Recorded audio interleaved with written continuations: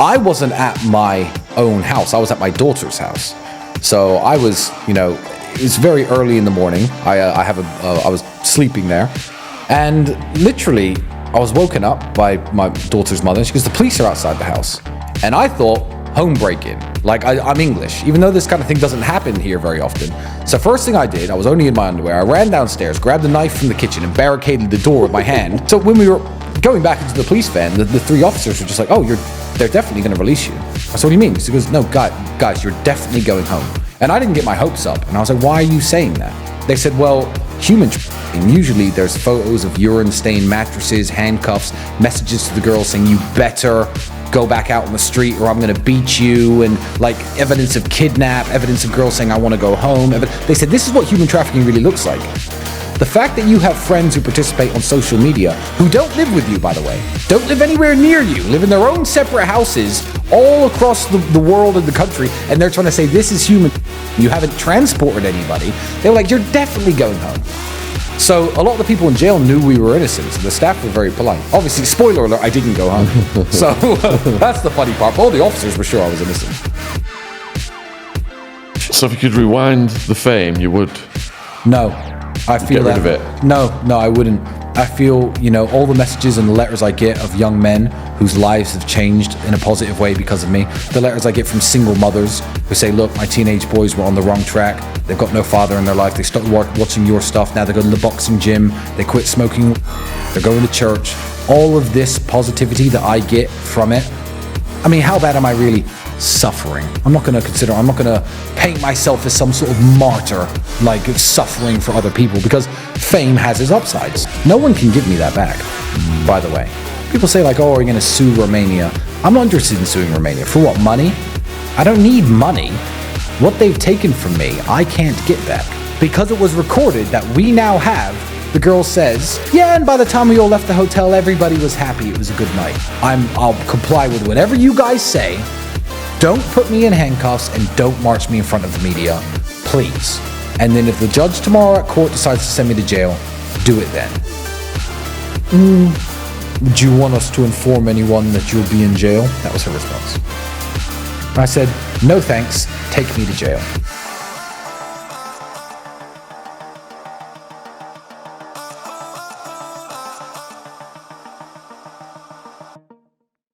I'm hugely honoured to be sat here with Tristan Tate 2 days after his arrest. We've had tons of our viewers have said, "Get the Tate Brothers on to tell the prison story in depth." So we're going to go into that. We're going to touch on the Matrix, and we can get the latest about what's happened just 2 days ago. So firstly, huge thank you for spending time with us today, Tristan. Not a problem at all. It's a pleasure, Sean. It must be absolutely hectic for you right now with what just happened 2 days ago. Yeah, I had to dodge about 5 or 6 paparazzi cars following me on the way here. So everybody's trying to get a word with me, but, you're, I guess, the lucky one, because I'm not going to speak to the mainstream media, am I? They're not going to tell anything fairly, so I'm happy to be here. I appreciate that, and shout out to Joe McBride as well, one of your lawyers who arranged the communication, and sadly, Michael Francis was supposed to be here, but the Matrix revealed themselves. Yeah, so they took his passport, you say, before he came here. Yes. Look, I'd love to say nothing to do with us, but I'm not sure I can. Booking a flight to Romania, I don't know. They let their people come. They let the Piers Morgans of the world come. But yeah, I think Michael would have obviously asked the right questions and, got me talking about things they don't want me talking about. So it makes sense that his passport's gone. It could obviously be unrelated to me, but it's very suspicious. Yeah, very suspicious. So going back to the first arrest then, on that day, before that happened, what were your plans? What were you looking forward to in your life? So I was actually, it was around Christmas. So it was the 28th when they came into the house. I got officially booked on the 29th in the morning. I wasn't at my own house. I was at my daughter's house. So I was, it was very early in the morning. I was sleeping there, and literally I was woken up by my daughter's mother. She goes, "The police are outside the house." And I thought, home break-in. Like, I'm English, even though this kind of thing doesn't happen here very often. So first thing I did, I was only in my underwear. I ran downstairs, grabbed a knife from the kitchen, and barricaded the door with my hand, the front door. And they bang, bang, bang, police. I said, "I don't believe you. I don't believe you. Prove it's the police." And one of the guys who had searched my house, because this was now the second house raid at this point, one of the guys who had searched my house back in April, came around to the kitchen window and lifted up his balaclava and said, yeah, look, it's us again. I said, okay, so it is the police. So first of all, a massive sigh of relief washed over me because, at 5, 6 a.m., if a bunch of dudes are banging on your front door, I had a Rolls Royce outside. Even in Romania, when this kind of thing doesn't happen very often, paranoia is the first thing that grabs me. So I went upstairs, put on my pants, said to my daughter's mother, I don't know what they want. I'll see you when I see you. Turns out that was over 3 months. 3 months, I didn't see my little girl again. So we got in the Rolls Royce. Police got in the back. Police got in the passenger seat. Made me drive it back to my house. And then the house search commenced. That was hours and hours. But yeah, I didn't really have any plans. I guess I would have left Romania within a few days. I was only visiting kind of for Christmas to see the kid and that kind of thing. But I haven't left Romania since. That was December 2022. I haven't been out of this country since then. Because this is what I'm trying to get the viewers to comprehend. We're going through our lives. We're thinking about what we're going to have for dinner, what we're going to do in the evening, what we're going to watch. But when that SWAT team comes, when it came to me, everything after that moment was raw survival. Yeah. Everything I'd thought about previously was out of the window. Yeah. So did your thought processes change and adapt to the new situation? I knew I was screwed after the first 24 hours in jail because I've never committed a crime in my life. The case in Romania is extremely, not just weak. It's not a weak case. It's extremely obvious in the case that I was falsely accused. So it's not just weak. It doesn't just lack evidence. There's very strong evidence, actual chat logs from my false accuser about false accusing me. It's watertight. So I assumed 24 hours in jail. I said to my lawyer, I said, here, take my scarf and my coat, and then I'll go to jail for 24 hours. It was when I was first stood up in court after we made the case look clearly these guys have been falsely accused. It was crystal clear. I didn't understand the system as well as I do now. It turns out they don't need any evidence to hold you in jail. They just need people to think that maybe they will find evidence. So after 24 hours in court, I stood up and the judge looks at the papers after we've made our case and said, nah, hold him for at least a month. And I was like, ooh, okay. Jail's now getting real. It's back to that cell, and that's going to be my home for the next 30 days. That's when it really woke me up. And I thought, yeah, now I've got to reevaluate and kind of change my mindset. Because I was expecting to be out within a day. I was expecting this whole thing to be over within a day. And here we are, 432 days on, and it's still ongoing. Yeah, I think when we're all newly arrested, we cling on to everything, don't we? The chance that we're going to get out, but that gets punctured at some point, and then you just have to adapt. Yeah, you just give up. Like the thought of, I now have no plans. People ask me, what are you going to do when this is over? What are you going to do when you're free? What are you going to do when you could travel? I'm like, well, for some reason, the powers that be are so determined to put me in jail. It's not a case of trying to solve actual crimes. This is Andrew and Tristan Tate, what can we do to put them in jail? They're not looking at a crime and coming up to the conclusion that the people who committed it were me and my brother. They're looking at us first. So they've already got their suspect. Now let's find the crimes. So I have no plans when this is over, when I'm free to travel.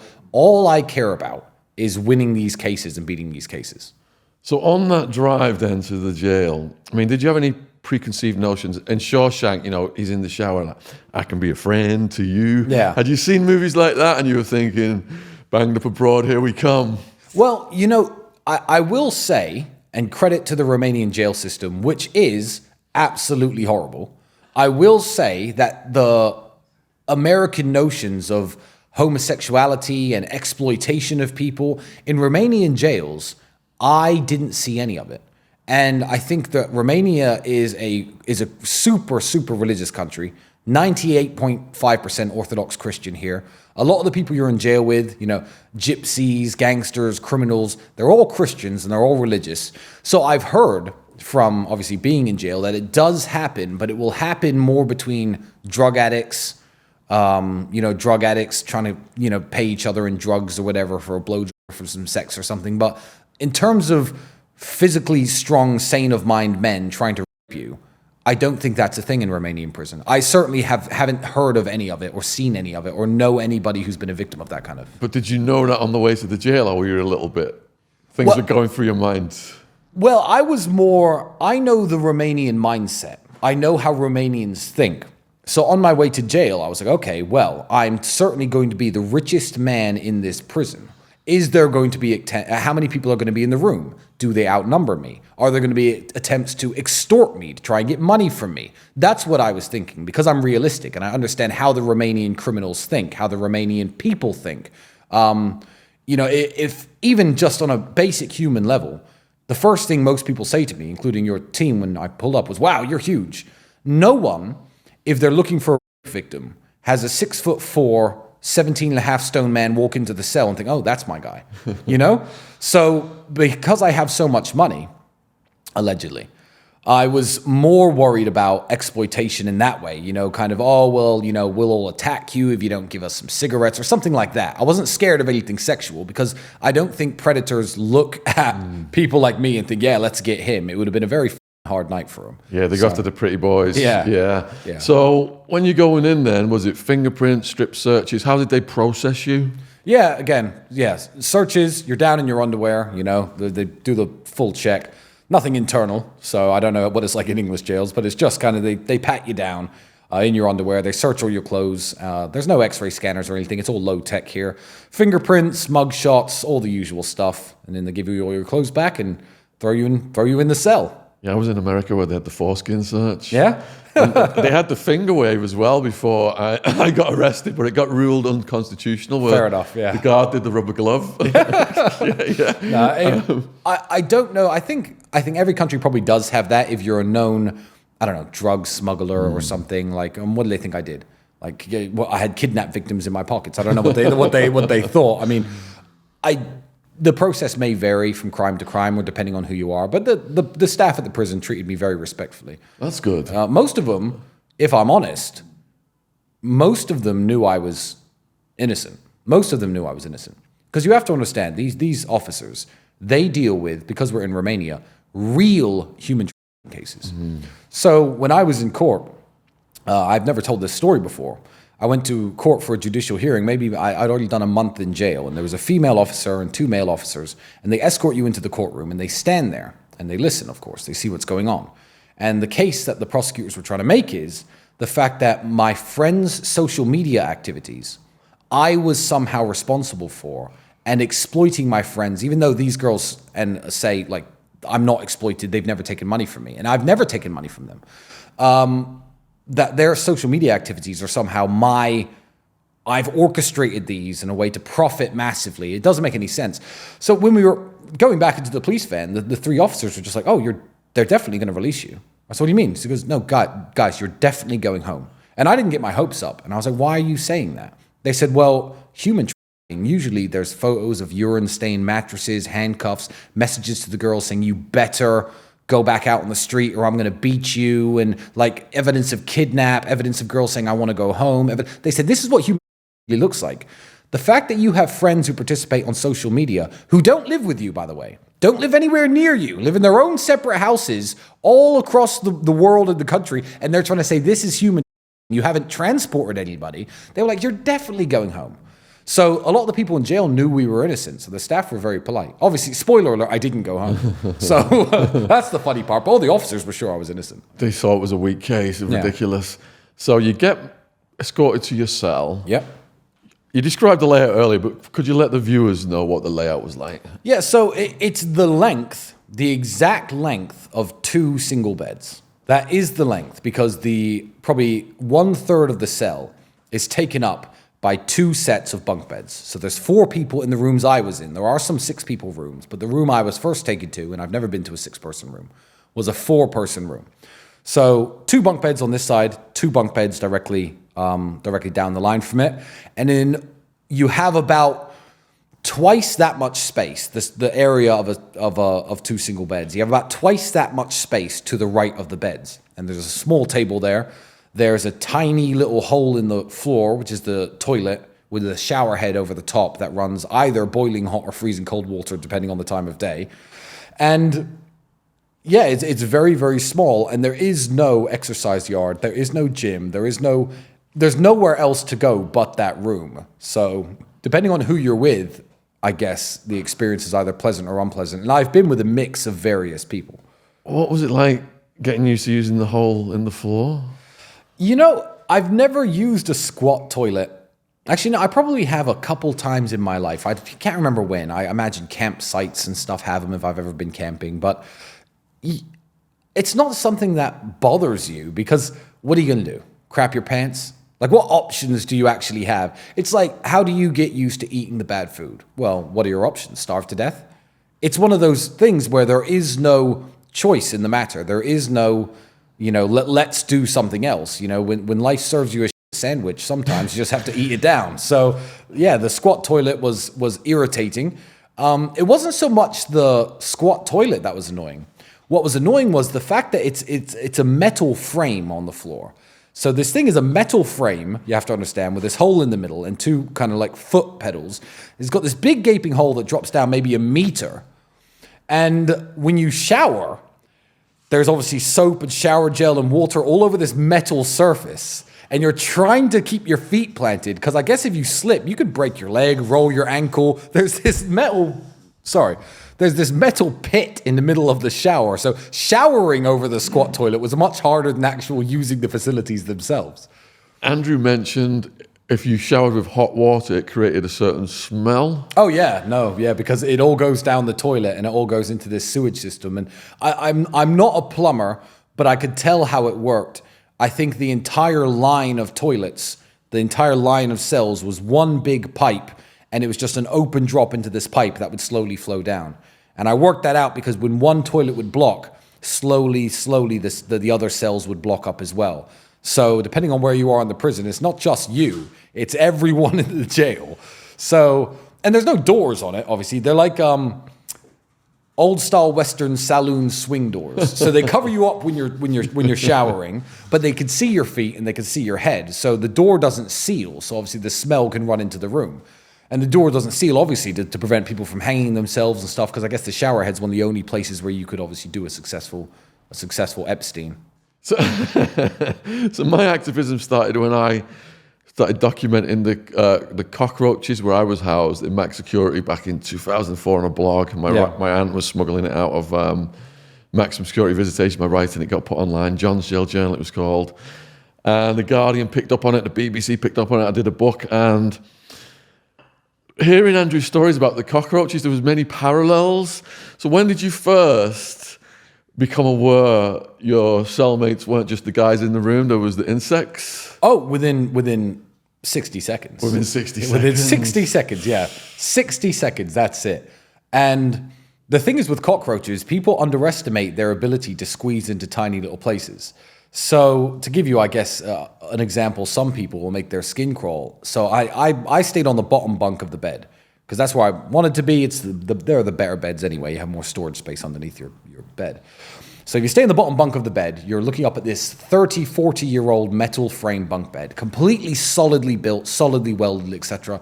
However, there are little cracks where the joints and seams meet each other. If you grab hold, laying on the bottom bunk of one of the posts, and you violently shake the bed, out of nowhere, roaches you wouldn't believe would fit into these tiny little cracks, crawl out of nowhere, and swarm the ceiling above you and crawl back into the other cracks.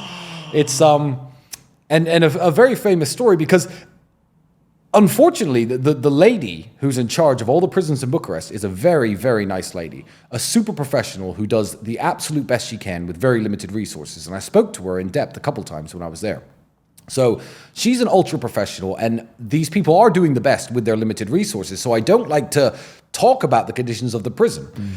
I am going to, but I don't want to talk about it in any way that makes people think I'm blaming the staff who work there. That's what I mean. Yeah. So I remember Andrew posted a tweet about cockroaches. He used the phone. I didn't use the phone. And someone put a tweet out about the cockroaches. And the one of the directors of the jail, a guy who I don't particularly like, it wasn't the real person in charge, it was the person running the shift, came in at night and said, "Hey, you're posting about the cockroaches. It's bad for us." This was at the time when I was eventually put in a cell with Andrew. And I was like, okay, well, there are cockroaches here. And he was like, oh, well, I don't know. I don't think there are. So he left. So I stayed up all night killing roaches. So I stayed up all night, and they're hard to catch. But I got 9 or 10 big roaches. So I was killing them with a slipper and then putting a toothpick in them, because I had some toothpicks, and putting them on this paper plate. So because I knew at 6:30 the same guy would come in for inspection. So 6:30 in the morning comes in. This guy walks in for inspection. Everyone walks in the cell, and sometimes they search the room, but they knew me and Andrew weren't troublemakers. But so we get up at 6:30, and they kind of walk to the table and they stumble back. They go, "What's this?" I said, "Oh, bro, you said there were no roaches, so I'm just trying to clean up the problem. I'm trying to make it a reality because there's a few in my room. I don't know about the rest of the jail." And the guy seemed pretty upset. But yeah, there are a lot of roaches, and I was there in the winter. I don't know what it's like in the summer, but I imagine, and I've heard in the winter it's worse because they all want to be inside. So I was on the bottom bunk, Sally was on the top, and there was like brackets where the bunk was attached to the wall, but there was like gaps next to the brackets. Same story. He was on the top bunk because they were pouring out of those gaps onto my bunk. Yeah. So I had to wrap a sheet around me like the mummy, leave a breathing hole. Yeah. But they're like just inches away from my face, fucking the rustling noise and That's the thing, the noise that gets you. You turn off the lights and you hear them, and you know they're a foot from you, a meter from you. And when it's lights out, they control the lights in the jail. So to get the lights on, when you flick the light switch, it doesn't do anything. It puts a light bulb on outside the top of your door, and the guard comes and asks. You can't tell him to turn the light on every time. So when I was killing roaches, I was killing them in the dark. It's the noise that gets you. But I just find it super. I'm trying to wipe the smile off my face. I find it super funny, and I just can't take the situation seriously. I'm not a criminal, so when things like this happen to me, I just can't help but laugh. I'm like, yeah, okay, I'm driving a Bugatti around one day, I fly on a private jet, I'm there at my daughter's house, then I'm in a cockroach-infested jail. It's just very strange the way life can go. And I found all these things and all these negative experiences, frankly, super hilarious, and I still do. I can't get over how funny it is. It's the contrast, isn't it? The ups and the highs and lows of life. Yeah. Well, I was back there 48 hours ago, and now here I am wearing a $8,000 jacket, sitting here talking to you and these fine gentlemen here. So it's crazy. Did you learn to live in harmony with them? Because in the beginning, we were trying to kill them, and we realized they own the building. You can't kill endless amounts. They just replace. Yeah, the only way to kill them is real fumigations and poisoning programs and stuff. Me with a slipper, I wasn't even denting their population. We were fumigated, right? So the cops come in, the guards, they made us just face the wall and just fumigated the whole cell with us in it. And the roaches just ran around like they were high. Yeah. It didn't kill them. They were just like they were drunk for a little bit and then they went back to normal business. In England, at least they tried. In Romania, I mean, there's roaches in the room and okay. Like that's the response. Like in England, at least they have to pretend to care. There's all this human rights stuff. There's the European Union, the CEDO, I believe, the organization that looks after the prisons here. In Romania, everyone knows prison means roaches. Yeah. And that's it. There's no two ways around it. The only thing you could do is keep an exceptionally clean cell. And after I was put with Andrew, and we were mopping the floors and bleaching them every day, and we'd eat and then wash the dishes and get rid of every single crumb, we saw less of them because there was no food in our room. Yeah. There was nothing they could get into. But when you're with a bunch of other people, if someone you can eat a sandwich and leave a few crumbs on the floor, and that's it. You have to be very clean to try to discourage them from crawling around the room. And that's what we did. Yeah. I was in Arizona. It was almost 50 degrees, the heat. Yeah. And we had our commissary bags tied up, but they would the cockroaches would eat through the paper. Yeah. And get in. Yeah. Some of the prisoners were doing cockroach races, gambling on the winner. I bet, yeah. And, we'd set traps with peanut butter for them at night and get them all trapped in a thing and then empty them into the trash can in the morning. But you just have to learn over time to be in harmony with your cellmates, whether they're people or whether they are insects. Yeah, and the first night, there's a cockroach crawling on your leg, you jump and you flick it off. But after a couple of days, like you're asleep, you wake up, you feel something crawling on your legs, just like, close your eyes again. There's no point trying to flick him off. Even if you kill him, there'll be another one that you have to get used to it. You just have to get used to it. Otherwise, you'll go insane. I remember them tickling my hands, and I'd wake up, and I'd be tickling. Yeah. The only option is go crazy, like go mental. There's no escape from the cell, so you have to live in harmony. And I'm quite a strong-minded individual, so it didn't bother me that much. So because it didn't bother me, I just find it funny. Were there any other insects or rats or anything like that? No, there were no rats. There were. I had a small window that did open a little bit, but because it was the winter, there were no other insects. I've heard that in the summer, if you get a bunch of mosquitoes and stuff in the room, because Romania does have mosquitoes. You can see we're next to a still water lake here. Yeah. It does have a lot of mosquitoes. When you get a load of them in the room, you have to make a conscious effort for everyone to try and kill them. Then you have to keep the window closed and boiled to death. But I was there in the winter, so it was just the roaches. Yeah. What about the food then? How does that work? So every morning at 6:30, they give you a loaf of really cheap, horrible white bread wrapped in plastic per prisoner. So everyone gets a loaf of bread. And then twice in the day, they bring some food around. Some food. And I say some food because that's the best way I can describe it. What it was, I don't know. What was going to come on what day, I don't know. There's no program. I mean, you hear about American prisons, you're like, oh, this is hamburger day, this is pizza day, this is no. Whatever the ladies showed up with on those occasions is what you had. Really horrible pasta with some unknown mystery meat in it, a milky type of porridge, lots of soup, bean soup. If there was a meat soup, it was like fatty gristle it wasn't anything good. It wasn't premium sirloin. And you use your bread and dip it in the soup and whatever and just eat that way. But there were 2 meals a day that came on top of your bread. But if you had money, you could purchase things. And they weren't kept in the cell, but you had a little refrigerator down the hall. And once a day, you could visit your fridge. Did you eat the prison food or did you fall back on the commissary? Oh, I ate the prison food. Did you? And what's very funny, actually, and I'll say this now to the Romanians who are watching this, because you're going to gain a bunch of new listeners from Romania, because I don't imagine many Romanians perhaps watch your podcast. No offense, it's just the Romanian way, but they'll watch it because of me. I will say in Romania, there's this massive stigma about people who eat the prison food. So everyone wants to be a tough guy. Everyone wants to be a big boss. Everyone in Romania, it's all about ego, you see.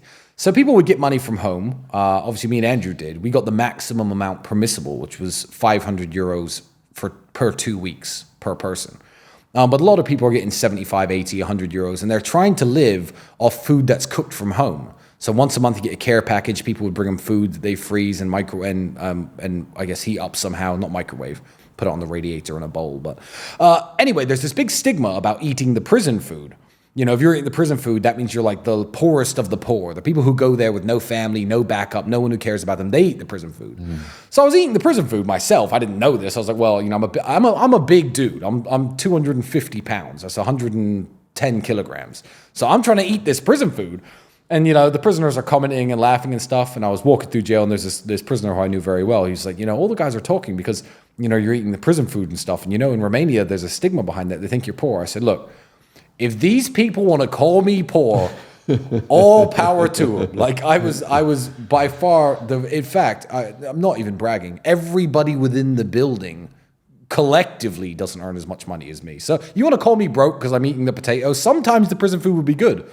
What was your favorite? Baked potatoes, because you know what it is. They bake a bunch of potatoes. They come and give you 3 or 4 potatoes. And if you're very nice, I'll be like, oh, can I have one more? And okay, fine. You get 4 or 5 baked potatoes. You get some butter from the fridge. It's a baked potato with butter and salt. You know what it is. You can close your eyes and pretend you're somewhere else. That was a good meal. That was as good as it got. They also had one of their soups was filled with beans. I liked that more than the meat soup. And, obviously I detest veganism myself. However, the meat was some mystery meat. I didn't know what it was. With the bean soup, if you had commissary, some cheese, and you put it in it, it was pretty good, and you knew what it was.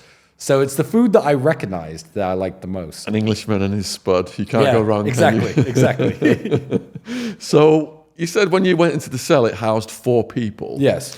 Was it just you and your brother, or was it other 2 cellmates? They put me and my brother together eventually. And I think the goal was to spy on us or listen to us, which I wasn't worried about because, I'm sure my house is bugged right now. I don't care because I'm not going to be talking to my brother being like, hey, Andrew, remember when we human tracked those people? Like, it doesn't exist. So you want to listen to my conversations? Good for you. Listen to them. Don't give a shit. But yeah, before I was put with my brother, and obviously in this last time I was just in jail, I've been with various other people in these rooms. So who were your first cellmates out of all the first arrest? I didn't know. I don't remember. I don't know their crimes. I didn't ask. People either, I think it's an unwritten rule in jail. People either tell you their crimes or they don't, and you don't ask. And I knew that from watching just YouTubes about prison over the years. There was a YouTube channel I liked, Big Herc 916. Oh yeah, we're friends with Big Herc. Yeah, me too. I speak to him. He runs a series called Fresh Out. And tells you about prison, and he's talking about American prisons, but I think the psychology is pretty much the same. If you're a child molester, people will know, and that's it. People will know if you're a child molester, and besides that, you don't ask people's crimes. So the first people I was with, I didn't know how to navigate the prison system very well. I was extremely paranoid. In fact, I slept in a plastic chair for the first few days. Did you? Because I knew none of these people could fight me. So I assumed if I'm going to get attacked, it's going to be at night. So what I would do is I'd wear my rubber-soled sneakers and a pair of sweatpants, and I'd tuck my sweatpants into my socks to stop the roaches crawling on my legs. And I would run the shower and the sink, and these people weren't particularly clean. And I'd make sure the floor was quite wet, because if you ran the shower enough, water would leak all over the floor. Apart from the corner by the door where it was dry.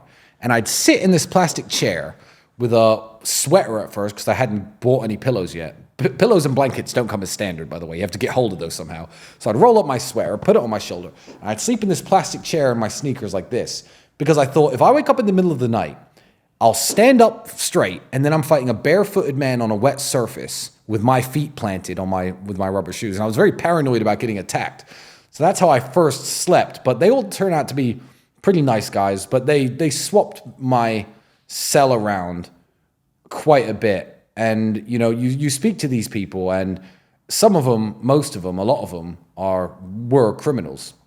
In fact, there's one guy in there who was super, super innocent, but it's an ongoing massive case in Romania, and I can't talk about him, unfortunately. But I will when his case concludes. I'll speak to him about him eventually. But there was one guy there who was definitely set up. But anyway, a lot of these people are criminals. They've got sad stories, this, that. I kind of wanted to help them out more than anything. Every 2 weeks, I was the guy with the cigarettes, because rather than order food and stuff, and I ordered some of it, I just ordered the maximum number of cigarettes, and then I'd barter on the prison economy for everything else I needed. And, I just felt bad for everybody, to the point where even the guards who knew me, they'd come and knock on the door and say, look, we just took someone in. He's in a cell, but, no blanket, no pillow, and a T-shirt in the winter. This is how you first get thrown in. You have to somehow get things. And he says, he asked if he can have some cigarettes. So I'd give cigarettes to the guards to give to people I didn't even know. I just felt bad for everybody in there. Yeah. So I became Mr. Generous. And it wasn't trying to buy safety, because none of these people were going to attack me. Nothing was going to happen to me, but I became super generous to everybody in there, because life sucked. I was getting, my commissary, I was ordering packs of meat is what I'd buy. Just packs of beef and eat it out the packet, because I didn't know what else to order. But I was eating other food, and I had all these cigarettes and stuff, and I'm not going to sit there smoking in front of these dudes. I just hand out packs of cigarettes to everybody. I'm going to get to that in a minute. You've just triggered a memory in me, actually. It's fascinating how you gave the prison intelligence, prison psychology side of it, how you were preparing in case it did kick off. Yeah. I arrived at a cell one time. It was a serial home invader torture. This guy, he was kidnapping people. Sounds lovely. Tying them up with duct tape and taking ball-peen hammers to their kneecaps. And he had a padlock in a sock, and he was saying, I could smash your brains in and all this to me. And I was like, so anyway, when I was trying to sleep at night, I was on the top bunk. It was really hot in the desert, but I had a thick blanket. And I had that blanket on that side of me just in case. Yeah, get the first hammer blow done, wake you up. Yeah, then you got a fighting chance. But just like what you said, you hear the stories. Eventually, he started telling me his story. As a kid, thrown away, raised on the street. And you realize these people are actually quite innocent, and you start to, your heart opens up, doesn't it? Yeah. When you hear their stories and you realize how they've got in this position. And I did try to start helping them. As an educated person, they had me reading their legal papers, because a third of them couldn't read or write, things like that. But then when it comes to giving away the commissary, you've got to find a fine line, a balance, because if you're too generous, the moochies are going to be lined up trying to get everything you've got. But if you're stingy, then, you've got to break bread. Yeah. Where I was at, there was this thing, you've got to break bread, especially if someone's indigent.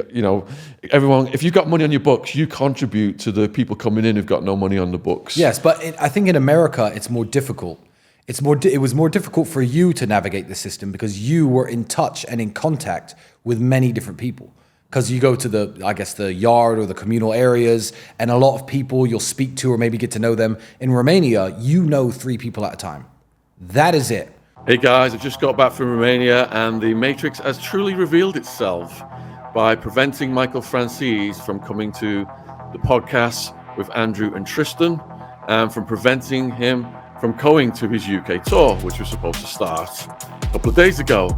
I have spoken to Michael. He's absolutely devastated that he could not make these sit-downs with the Tate Brothers. He is devastated that he could not make his UK tour. A job's worth, confiscated his passport. He's getting this resolved, and we've rescheduled the tour for the middle of May here in the UK. So let's show the powers that be that we will not be cowed. If you're going to come along and support Michael, tickets are on Eventbrite, and I will put the link in the description box if you are watching this video on YouTube. I'm going to be hosting, so I'll be introing Michael. I'll be facilitating the Q&A, and I hope to see many of you there. Down with the Matrix. We will not be told what to do by these reptilian, shape-shifting lizard people. Thanks for watching. Back to the podcast. Yeah, look, Sean, irrespective of the truthfulness of the allegations here, my professional advice to you and the rest of your team is that you do not visit Romania. You don't see other people, maybe at the laundry, maybe when you walk to your fridge. You have no time to sit and talk and chit-chat with anyone. If you're outside of your cell, a guard is escorting you back or forth. So you've got the dudes in your cell, and you could set up a setup with them. Here are my cigarettes. Here's a pack for you, a pack for you, a pack for you. They're not going to steal from me. They could smoke their cigarettes till they're like, oh, you run out, here's some more. I couldn't run out. I actually didn't smoke cigarettes until I was put in jail. So I didn't even smoke that much. I was just using them as money, so I handed them out. Romania, it's easier to navigate because you just have the people in your cell, and that's it. There's no way to even talk to anyone else. Yes, with Arizona State, it's all racially divided gangs. Yeah. So it's like the neo-Nazi area and Brotherhood control the whites. Yeah. Blacks is the Mau Mau, Mexican mafia. What, is there a gang structure in Romanian jail and prison? I've heard in some of the prisons there is, but Romania, I guess, has 2 ethnicities. The 2 ethnicities in Romania are European Romanian and Gypsy Romanian. Those are, I guess, the 2 ethnicities. And even in the prison I was in, you could see that they stick together, if that makes sense. But I think you'd have to go to some of the bigger jails to, I guess, really comment on that. The way I saw it and the way in the prison I was in, which is one of the more restrictive prisons. Some of the other prisons have churches and stuff that people can go to, and an open kind of store that people can go to. I was in one of the more restrictive prisons, and I only saw the people in my room. So I genuinely would love to comment on it, but I don't really know. But there certainly are gangs, and there will be gangs who hate other gangs, because I know who the gangs are in Bucharest who hate each other. So there'll be members of all these various gangs in jail, but they all look the same. They're all Romanians. There's no black people in here. There's no one else of any other race caught up in the system besides, I guess, me. So you two were the only foreigners? Yeah, I think a Spanish guy was arrested in the time we were there, but again, he wasn't in my cell, so I heard this story. I didn't even see his face. You don't see the other cellmates. So do you remember your early conversations with prisoners, what they were like? Yeah, so the level of English in prison is extremely poor. I only met one person who was fluent in English. No, that's a lie. I guess 2 or 3 I spoke to briefly, but I only had in-depth conversations with one person in prison who was fluent in English. That's the guy who was completely set up. I'll actually tell you about it after when the cameras are off. But yeah, people don't speak English, so I had to use my Romanian, which is rudimentary, but I can get by. And the conversations were, I guess, these people don't have interesting lives. The conversations were them asking me questions. Oh, what's it like to do this? What's it like in Dubai? What's it like in Korea? What's it like and they're just getting information from me, because a lot of the people grew up in really crappy neighborhoods here in Romania, never left their neighborhood, never owned a car, never got on a plane, got caught up in crime, been to jail before, been to jail a second time, now it's their 3rd time in jail. It's either their mom's house in their village or jail, and that's all they've ever done. So you hear a little bit about the crimes they've allegedly committed, and that's it. They don't have anything interesting to tell you. I heard a lot of sob stories, and although I'm not a complainer, there were some sob stories that kind of hit me right here. And I've rectified a lot of people's problems for them since getting out of jail. Famously, there was one man who, no kids, he's facing 13, 14 years for allegedly smuggling. He was in his 40s. He'd already done probably 15 years of his life in jail already. But he had this niece. It's his brother's daughter or sister's daughter, I believe. And this niece is everything to him. It's all he cares about. He talked about his niece. He had pictures of his niece in the jail. And in Romania, you don't have to worry about anyone getting pictures of... there's no... the child molesters are dealt with properly. Probably worse so than many other countries. Right. So he had pictures of this little girl in his room. I'm just saying that so no one thought he was a weirdo. He really cared about his niece. So his niece, turns out, has type 1 diabetes and needed an insulin pump. And obviously, they're completely flat broke. Come from a gypsy family out in the villages. An insulin pump was, I'll tell you how much it was. It was 2,700 euros to get the top of the line insulin pump fitted and whatever. And he was crying his eyes out, because she has to take all these injections. Her life's very miserable. And I said, look, when I get out of here, I'm going to fix the problem. And he was literally in tears. This 40-something-year-old man was in tears. And the first thing I did when I got out, within 48 hours, I'd sent people up there, and the insulin pump, the little girl got it, and she's much happier now. Oh, God bless you, man. Yeah, so you speak to the other prisoners, but it was more, I'm trying to fix their problems almost. I'm like, well, what's 2,700 euros to me? I spend more than that on lunch. This is this guy's single number one crushing problem on earth right now, and I could fix it for less than I spend on lunch. So, yeah, I was literally writing down names, taking phone numbers from people and stuff and stashing the numbers away, and I was just rectifying people's problems when I got out. Because, why not? It's this guy, you can look down on him and say, oh, he's a drug smuggler and he's a bad person.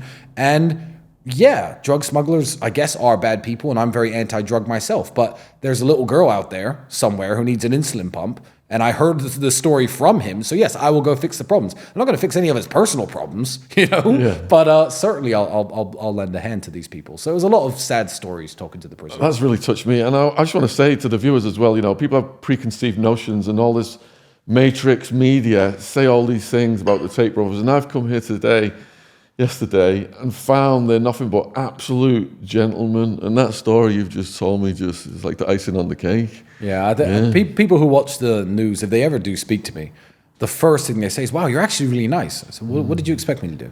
Punch you in the face? What do you, I don't know what you expect me to be like. I think people are probably a bit intimidated by you guys because of all the media and all the hype and all the nonsense that people whip up about you guys. Yeah, I know, but... Yeah.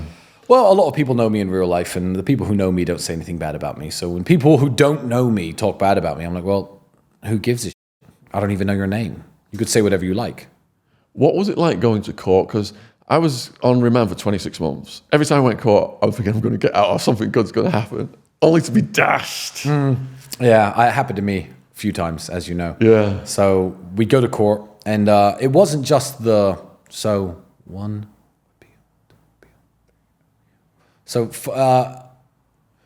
think 6 times you went to court and got rejected, because it runs on a 30-day time period, but every time you get rejected, you have an appeal, so you go to the appeal court. So we kept getting rejected from court, and it was... What was the journey to court like first? Were you guys like hyped up? Yeah, we're going to get some play from the legal system? No. We're very pessimistic. So literally, they put us in handcuffs. I'll talk about the time, I guess, me and Andrew were together, because that's the more interesting time. But beforehand, they put us in handcuffs and then take us to the van, and we'd be together from then. But they come into the cell, say you're going to court at 9 o'clock tomorrow morning. So, okay. So you go to sleep, wake up, put your handcuffs on. You walk to this police van. Paparazzi cameras everywhere. Keep in mind that this is a matrix attack. The perp walk of walking in front of cameras with your handcuffs on to make you look like a criminal is a very intentional thing that they do. Do you think that the courthouses in Romania do not have rear entrances? Do you think that the building of DCOT, the Romanian FBI, does not have a rear entrance? Do you really believe that? Anybody at home, they purposefully parked the van outside around all the cameras, open those doors with all the cameras in my face. It's part of the humiliation ritual. So court was very interesting. When you're in the midst of that humiliation ritual, how does that feel? Is it like just you feel degraded, or you feel like I'm just going to smile and show the world I don't give an F? Well, I don't give an F. Yeah. I guess that's the truth. And some of the reporters knew that this was a setup, and some of them would ask really stupid questions. Where are the girls? I'm like, well, still in their house on the news saying that I'm not a criminal. I mean, that's what blows my mind. Everyone's like, believe all women, yeah? The women in my case say that I assisted them on social media and they were never human trafficked or forced to do anything and they never gave me money. If it's believe all women, believe the people in my case. But no, you just want to sit there and be like, well, 3 victims were seen in court today. You're saying victims because they're listed as victims. What did they say in court? What did their representatives say? They said, I don't consider myself a victim. They don't cover that. They just keep using the number of victims against me. Friends of mine who they've identified as victims are not victims. Anyway, long story short, the media storm was, I guess, entertaining, but the way to court, I actually violated the rules once, and I didn't know this, but it was in the national newspaper. I wrote a note and passed it to the media. And I unfortunately got the cops who were escorting me into some trouble. It's not their fault. Their bosses call all the media, orchestrate all the media, get all the media there. I'm in handcuffs, but it's a flat bit of paper they couldn't have searched me for, and I handed it to the media. They got those dudes in trouble, so I actually regret doing it. What did it say? I'll tell you what it said, and you can look this up at home, and this is very funny. This is at the time when everyone thought I had a dungeon full of women, and no one knew what I was doing, and I was forcing all these girls to do sexual acts or make pornos or whatever. I literally put a note out and said, I am in jail because my friends, I'm not allowed to talk about them, so I can't say their names, but I wrote their names down because my friends X and Y were making TikTok videos around my cars in my house last year. And I wrote that on a piece of paper and handed it to the media. The note went everywhere. And although the note was everywhere, people thought, oh, well, this is TikTok videos. Tristan's obviously done something. This can't be true. Now here I am in court, and my victims are the names I wrote down, and the crime I've allegedly done is orchestrated their social media activities from afar, and that's human trafficking. Also, these girls are Romanian, born and raised here. Who was trafficked? Where to? Like, they're from this country. Who did I traffic? I flew here. I'm going to talk about my real human trafficking victim. Here we go. Ready? National exclusive. So the prosecutor made this case that if I orchestrate someone's social media activities, tell them what to post and when to post, then that can be human trafficking. Okay, I want to talk about a victim of mine. Now, this person lives in my house. And as a person who lives in my house, they follow the rules of the house. So they're in some way under my control. Think about it. Nope, I say no drugs in the house, etc. Don't ring the doorbell late at night. So they follow the rules of the house. They live at my house.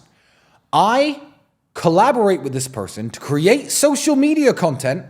The social media content goes out. We both make money from the content that goes out. He makes money, and it's given to me.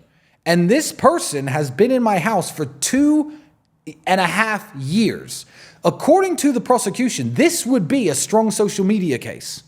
The guy is my physiotherapist and personal trainer. Very good friend of mine. But in what way? Because these girls didn't live with me, they weren't in my house, etc. But by the prosecutor's definition of what human trafficking is, then this man, Alex Stanchu, has been human trafficked by me more so than anyone else in my life. We create the social media content. I tell him what to post. His Instagram's grown because of me. I tell him when to put videos out and where, what to say. Products are sold. Business is done. Money is made. I profit from it. He lives in my house. He follows my rules. Human trafficking. So if I go to jail for telling girls what to do on TikTok, surely I need to be arrested for human trafficking Alex Stanchu. Ludicrous. Yeah, he's also not from Bucharest. So I bought him from another town. Who wrote this definition? Was it just written for you guys? Yes, because it does say in my criminal indictment, this is a new method of human trafficking. No, Mr. Prosecutor, what you mean is this is not human trafficking, and I'm clutching at straws to make this fit within the human trafficking laws. But the definition in Romania, yes, was in fact written for me. Keeping in mind, I'm going to go on a bit of a rant. Keeping in mind, people on Twitter keep trying to connect this to my old webcam studio, which you can ask me about. I have run many businesses in my life. One of them was a webcam studio. Legal, tax payable business. No girls who worked at my webcam studio, 0. are involved in this current case. 0. I'm a social media giant and I helped my friends out. My webcam studio has nothing to do with this.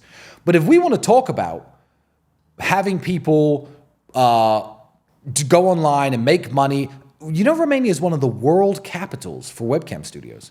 Many prominent Romanians, rich, famous Romanians, important Romanians own studios, collaborate with studios. It's a very popular job here where the salaries are low and the girls are beautiful. There are studios down there, there's one. If you were to drive up here and turn left, there's a huge one filled with girls doing nudity online for money. And these people are never bothered by the police because it's a legal, tax-payable business. It's completely fine. Well, telling my friends to do TikTok is human trafficking, but all these girls from the villages moving to Bucharest to work on sex websites isn't human trafficking? Well, I don't think it is human trafficking. They're voluntarily going to a job. But why me?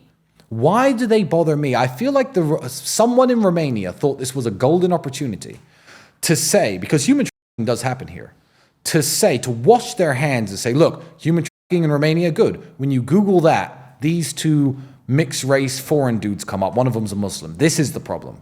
I feel like somebody within Romania thought this is a great scapegoat. Human in Romania. Now, when anyone in the world says that, they think of this mixed race Muslim man and his mixed race brother.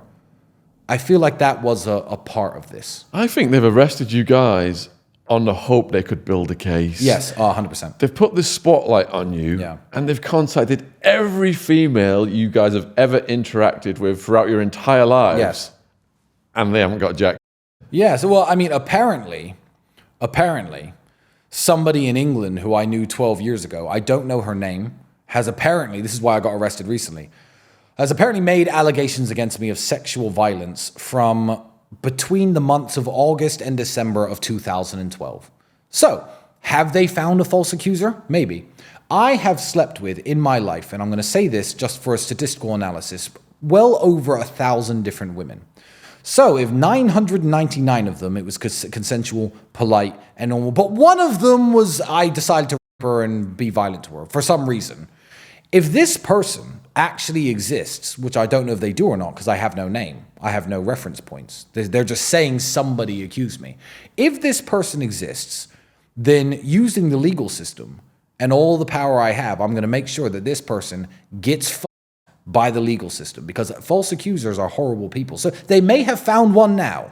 Out of the 1,000 women I've been with, they may have found a false accuser finally.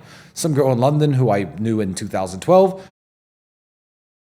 probably broke, probably dislikes me, and thinks, all right, well, this is a golden opportunity to make some dough. So good luck to that false accuser, but I am going to take these people down. Well, when this happened to Russell Brand, we put a lot of videos out supporting him. Yeah, Russell Brand is innocent, by the way. I'll stand on that right now. Absolutely.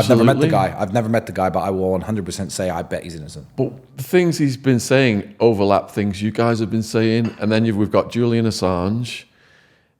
It just seems that once you have so many followers on social media, you're not allowed to say those things, or they're going to do your 3 strikes theory on you. Well, one of two things are true.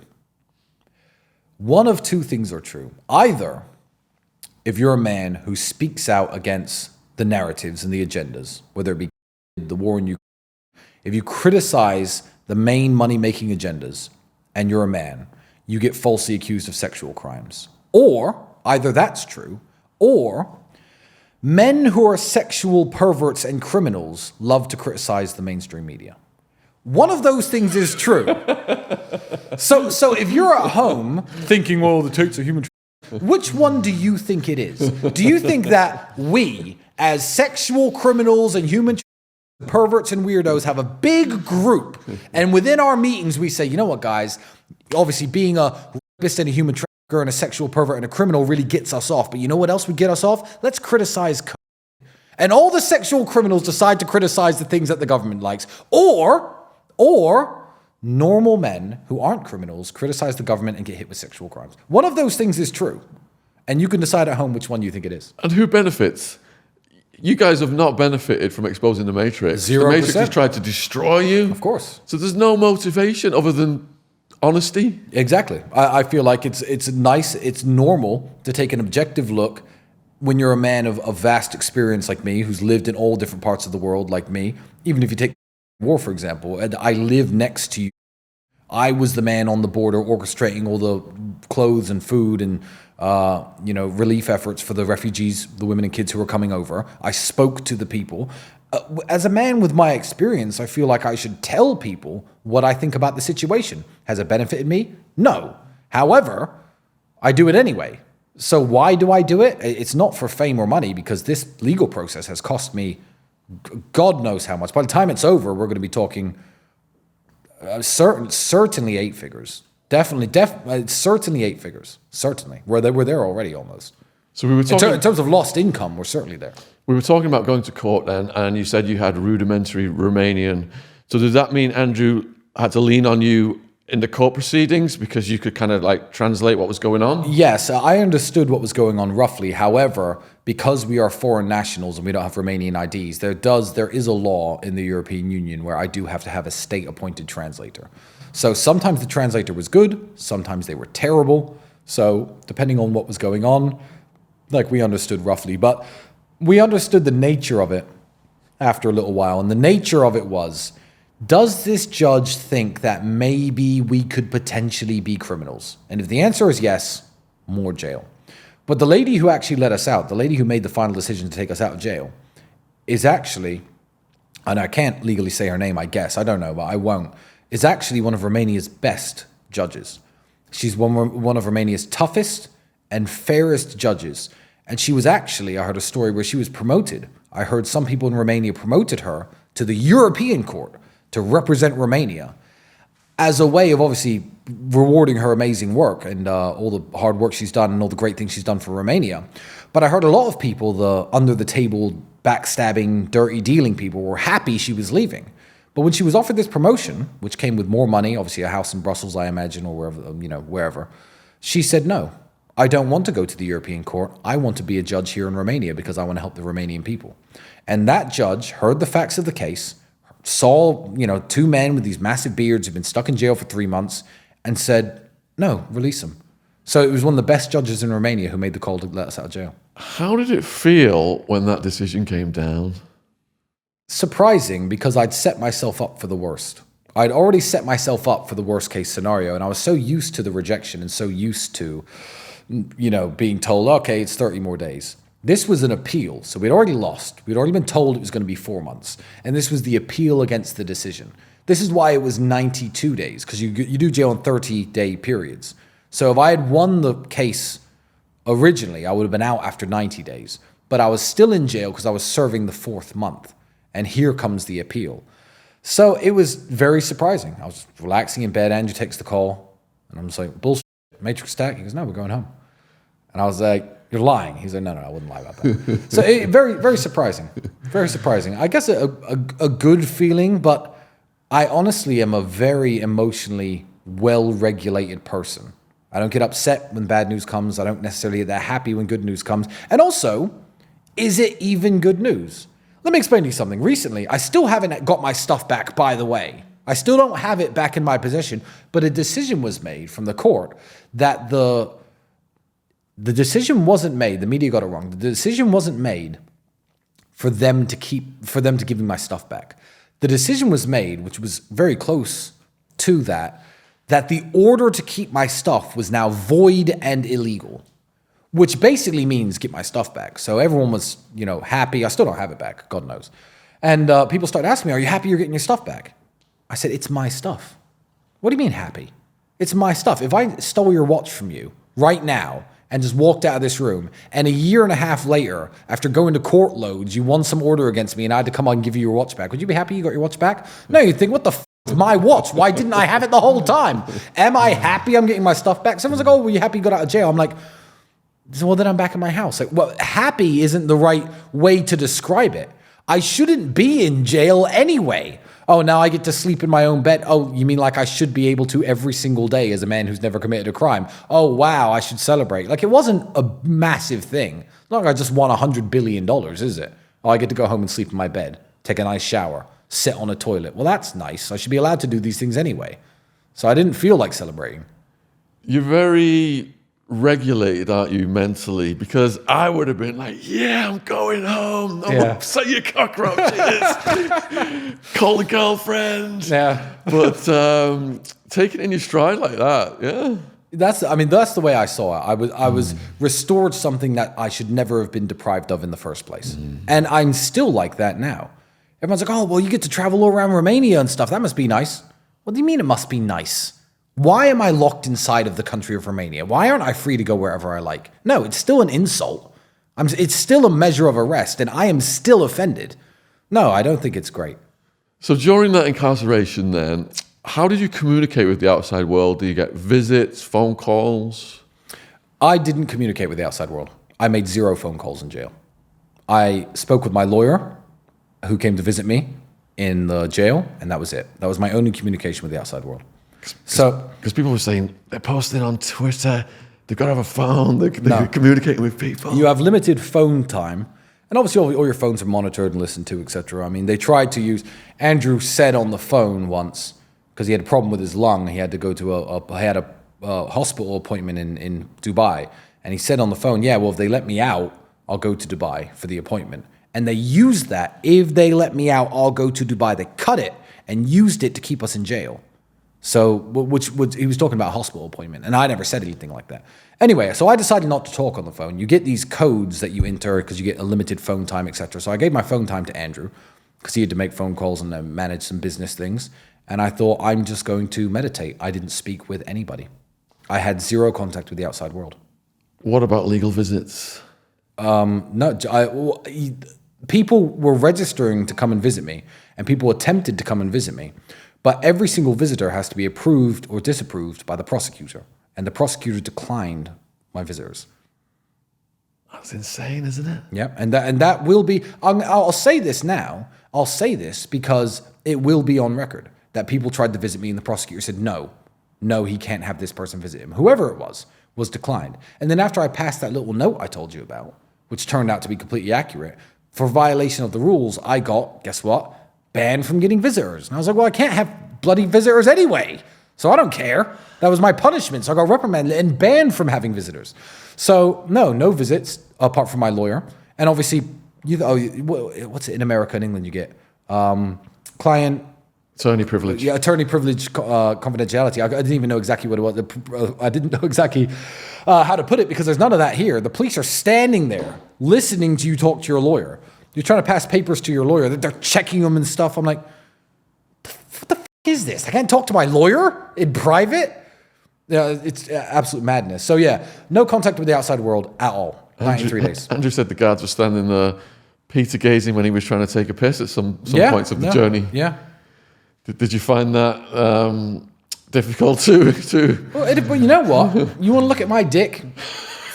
Knock yourself out. There's no shame in my game. You want to be gay? Not my problem. Look, and it was more like when you're in the police station and you ask to use the bathroom in the police station and you're in handcuffs and and you go there and take a piss and they'd stand there and some of them were Peter gazing. Yeah, that's a big hurt. We stole that from Fresh Out, Big Herc. But yeah, some of them were Peter gazing. It's just like, well, you want to look at my penis? What am I going to do? Because sometimes the pressure prevents people from being able to actually pee. Yeah, man, I was all right. You want to look at my dick? That's your problem. That doesn't make me gay if you want to look at me naked, bro. This is your issue. Why do you think the prosecutor was so diabolical? Because it's like they clickbait and twist things around and take little excerpts of what you guys have said, dredge up, things from years ago and put them out there completely out of context. Why do you think they're motivated to do all that? I shouldn't say this at all, but after what happened to me yesterday, I may as well say absolutely everything I can because they're going to try and find a reason to put me back in jail anyway. I'm going to say right now that when I was first arrested for this human trafficking, this false accusation in April, a prosecutor, I came in and talked to him. I was like, look, here's her posting her TikTok and her Instagram all around the city by herself. Like, here's a CCTV image of her going outside to get pizza. She didn't even sleep in my house. I don't know where she was. She wasn't here when you searched. She's clearly lying. He was like, yeah, bro, she's clearly lying. Go home. Didn't even give me the mandatory 24 hours in jail to say, no, this is stupid. Go home. So here's what then happened. I really shouldn't say this, but let's go. Here's what then happened. Him and the investigator on the case knew this person was lying. Another prosecutor, along came a spider, a bigger, badder, tougher prosecutor, One of the guys who's known for catching famous and influential people, because a lot of famous and influential people here in Romania are criminals. And everyone's scared of this guy. So when I tell people my prosecutor's name, other prisoners always ask. They're like, oh, not him. And I'm like, I don't care that it's him. Because he does catch the big criminals. Because he's good at catching criminals. How good is he at framing innocent people? We're about to find out. So he takes over this case. The prosecutor who laughed and said to my face, yes, I know you've been falsely accused, is still part of my case. If you're looking for a gift, my new book, Sit Downs with Gangsters, is available worldwide on Amazon. We've interviewed over 1,000 people now, and we selected 10 of the hardest hitting stories to go in this book. Each chapter features the story of one of our podcast guests.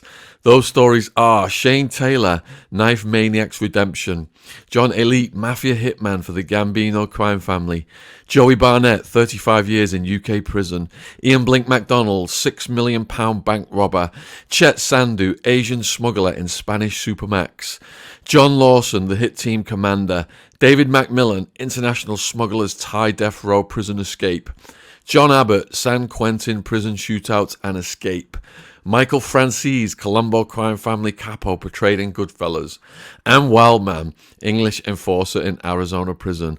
Link in description box on YouTube, available worldwide on Amazon. Also, my next book, Untouchable Jimmy Savile, is getting published in December 2023. So check that out as well. It will be available worldwide on Amazon. Thank you for listening. Cheers. This bigger prosecutor came in along and took the file over around the time of Andrew's cancellation, 7 months after the initial house search.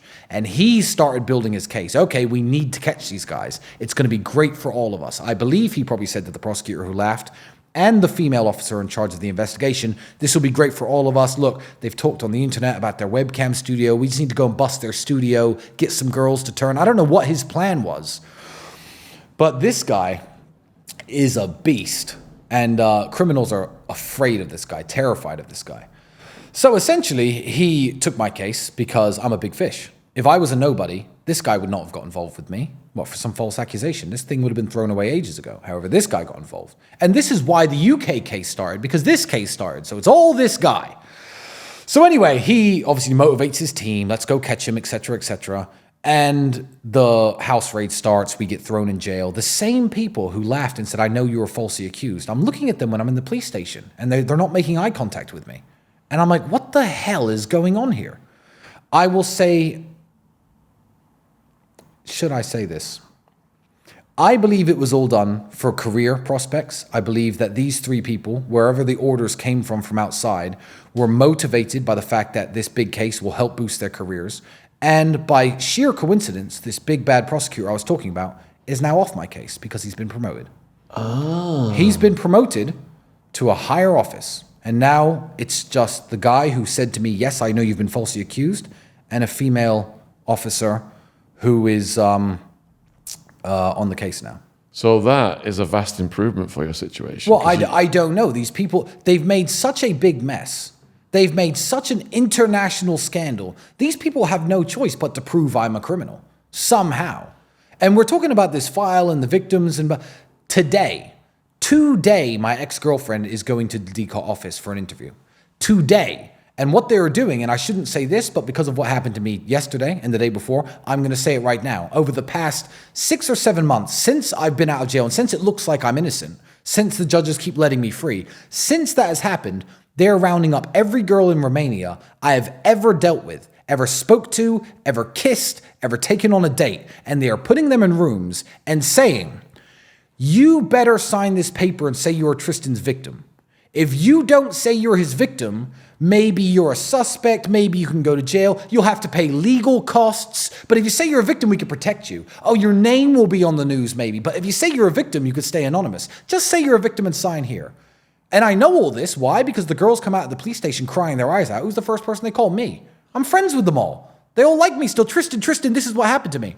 A friend of mine went public with this. There's a video about this. She's already gone public to the Romanian news, and the story has been suppressed.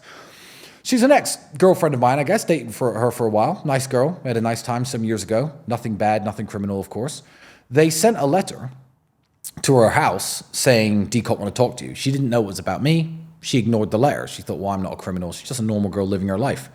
At 6 o'clock in the morning, out in the villages, her parents' house, where they live with her 10-year-old brother, was kicked in by armed men and men with masks who pointed guns at her family and said, where is she? And what was the reason this police raid was ordered? To drag her into the office and to bully her and to make her say she's a victim of Tristan Tate. Now, I have all these girls' statements. I have all their videos. I have all of this proof, evidence, because if they come to me with a second file, 10 new victims identified, good. They're all going public, and they're all going to tell the world that they're not victims and that they were bullied and identified as victims because they've said we're not victims in the interviews. However, saying you're not a victim isn't enough. The police can just say, oh, well, they are victims. So, right now, today, at 10 o'clock this morning, another girl's being interviewed. Wednesday next week, another girl's being interviewed. They keep messaging me, all of my friends, every female friend I have. My yoga instructor.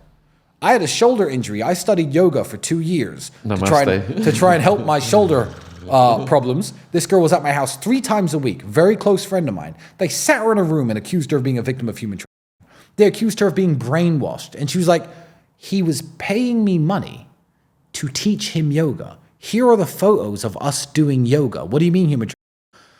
One of my friends, this is a full, I've never said this stuff before. I've never told the world this yet, but knowing that they're going to keep trying to throw me in jail, I may as well let the world know. So if they come and take me away in jail and put me back in preventative detention and say they have identified new victims, this is who they're talking about. So I have a good friend that I've known for 6 or 7 years, former lover of mine, really beautiful girl, lives in Bucharest. They sat her down. Actually, no, she lives in a city an hour away. She lives in Ploiest, an hour away from here. Never lived with me, just someone I know who lives far away. They sat her down. Yeah, you're a victim of Tristan Tate and blah, blah, blah. And you had sex with him and he was trying to use the lover boy method on you. And she was like, this woman's my age and she has 2 university degrees. She went, what? What are you talking about? And they're like, oh, because he's been so nice to you and kind to you, like you're saying, he was planning to exploit you. And she asked him, she said, well, I've known Tristan 7 years. So how long is his game? When does the exploitation start? Like, how long does he have to butter me up for? This is absolutely ridiculous. No, I'm not a victim. And she may be on the new list of victims. They're working on it now, these 2 people, because they've created an international scandal and they better find someone who says they're my victim because at least that's some evidence. I mean, I have no victims, but at least someone saying they are is some evidence. Do they have anyone who said that? I don't know.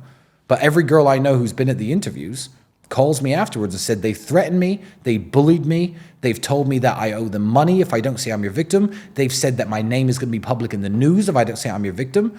And keep in mind, my ex-girlfriends are trying to move on with their lives. They're trying to move on with their lives. They've got new boyfriends, some of them have families. I've lived here for a very long time. They don't need this, and neither do I. But that's what is happening right now as we speak. I totally know what you're going through. In my case, they had this form called Exhibit A, and people that had never even met me in their entire lives, they were trying to get them to sign it to say they'd got from me. Of course, doesn't matter. But part of it is the financial motivation because they seize your assets and they have to convict you of something to keep your assets. Exactly. Don't you think that's what they're working on? Well, again, all cards on the table because now, after what they pulled 2 days ago, I'm just going to say what I think. The court found I'm going to get a decision soon about whether I get my assets back within the next day or 2. I don't know if they still have my assets. I'm not accusing the Romanian state of anything. I'm not accusing officers at DCOT of anything. However, watches, gold bars, unsubstantiated amounts of cash, cryptocurrency. Maybe when this order came that it was illegal to keep my stuff, maybe the reason I haven't seen my stuff again is because no one will ever see my stuff again. It's been distributed. Yeah, I mean, but the cars are I heard from sources, the cars are still there because you can't get rid of them. You can't, repaint my Rolls Royce and drive it around. Like, people would notice. But maybe I haven't got my stuff back because maybe it's already gone. Maybe people have already helped themselves and filled their pockets and bought a new apartment, assuming I'm going to be found guilty. Maybe this stuff isn't there anymore. And this isn't an accusation against the Romanian state because by the time this podcast is made public, I may well have all of my stuff back. But if I don't, I'm going to let the world know what's been stolen from me. And I'll probably point the finger at who stole it. So we'll see. Take me to jail. what would be funny, hypothetically, if your former hanging judge, prosecutor who got promoted, got snapped, driving around in your Rolls with his mistress. Nah, to be fair to him, as much as he doesn't give a shit about my life, as much as I would accuse him of being a human trafficker because he's happy to lock innocent people up and subject innocent people to state-sanctioned torture, essentially, for the sake of his own financial gain and his own career prospects, which I would say is a pretty good definition of human trafficking. As much as I would say about this man that he is a human trafficker and what he did was immoral and wrong, I do not think this man is corrupt. In the way that stealing my stuff, this kind of thing, I don't think that. I think he's a by-the-book guy. He's above that. Yeah, he's above that kind of petty theft, but he's not above throwing innocent people in jail indefinitely to help his own career prospects. So you guys work out regularly. How did you adapt that to the cell? You know, I've always given people a hard time who claim they don't have time to be in shape. If they're big and fat and they're like, oh, I don't have time to go to the gym. First of all, everyone has time enough to eat less because it actually requires less time. So that's a cop-out as it is. But a line that my coach used to say when I was training at Storm Gym, when people say, oh, I don't have dumbbells at home, I don't have a punch bag at home. He always used to say, if you're determined enough, you could get in the best shape that you could possibly get in an empty room by yourself. And when I was in jail, that came back to me in my mind. I was just like, well, I can get in amazing shape in an empty room by myself. How determined are you? It's not fun down on that dirty floor doing those push-ups with roaches crawling by your face as you're going down and up. It's not fun, you know, doing sit-ups with a towel on your back on a concrete floor instead of a mat. It isn't fun sitting there doing squats, looking at the TV, you know, sweating and then having to take one of those horrible showers. But you have to do what you have to do. I wasn't going to let myself get out of shape, lose my muscle mass, I came out of prison not in the best shape because the food was so bad. There wasn't enough protein, so I was carrying a bit more body fat.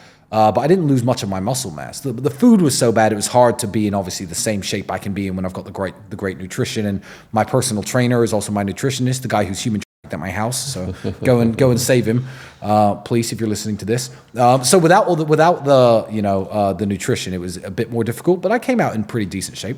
Yeah. So we had like broomsticks, buckets of water, mop buckets, and we could do curls or get like library books and put them in sweaters and things like that. Did you improvise weights in any way? I did. And the thing is, when you have all the time in the world, when you're in the gym for 45 minutes and you're on a tight schedule, you lift heavier weights. So let's say you're doing bicep curls. Let's say you take 10, 15 kilograms, 20 kilograms, and you're doing your bicep curls and cool. Yeah, cool, I get it. You got 45 minutes, you want to strain the muscle as much as possible.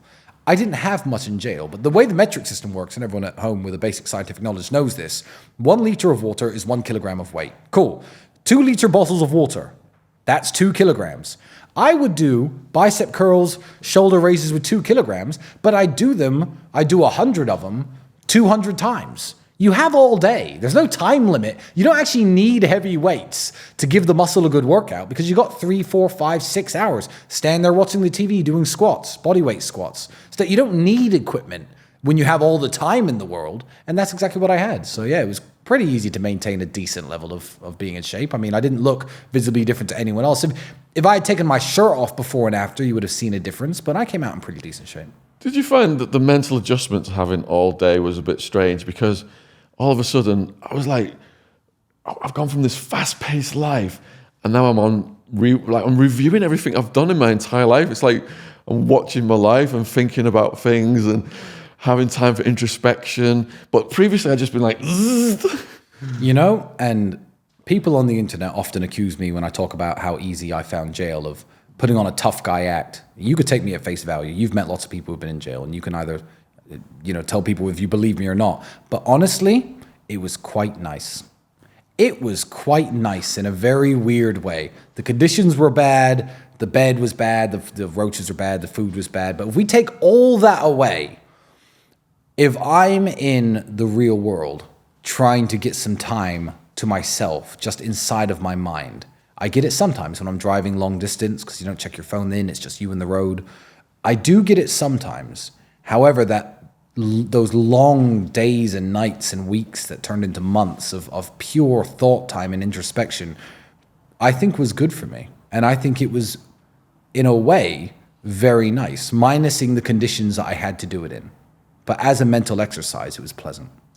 Did you learn any life lessons from that, like reviewing your life and having that time of contemplation? I mean, you learn the basics. You learn that, people like prosecutors aren't out to... Oh, by the way, in fact, this is a lesson I've learned. This is actually a legal law I learned.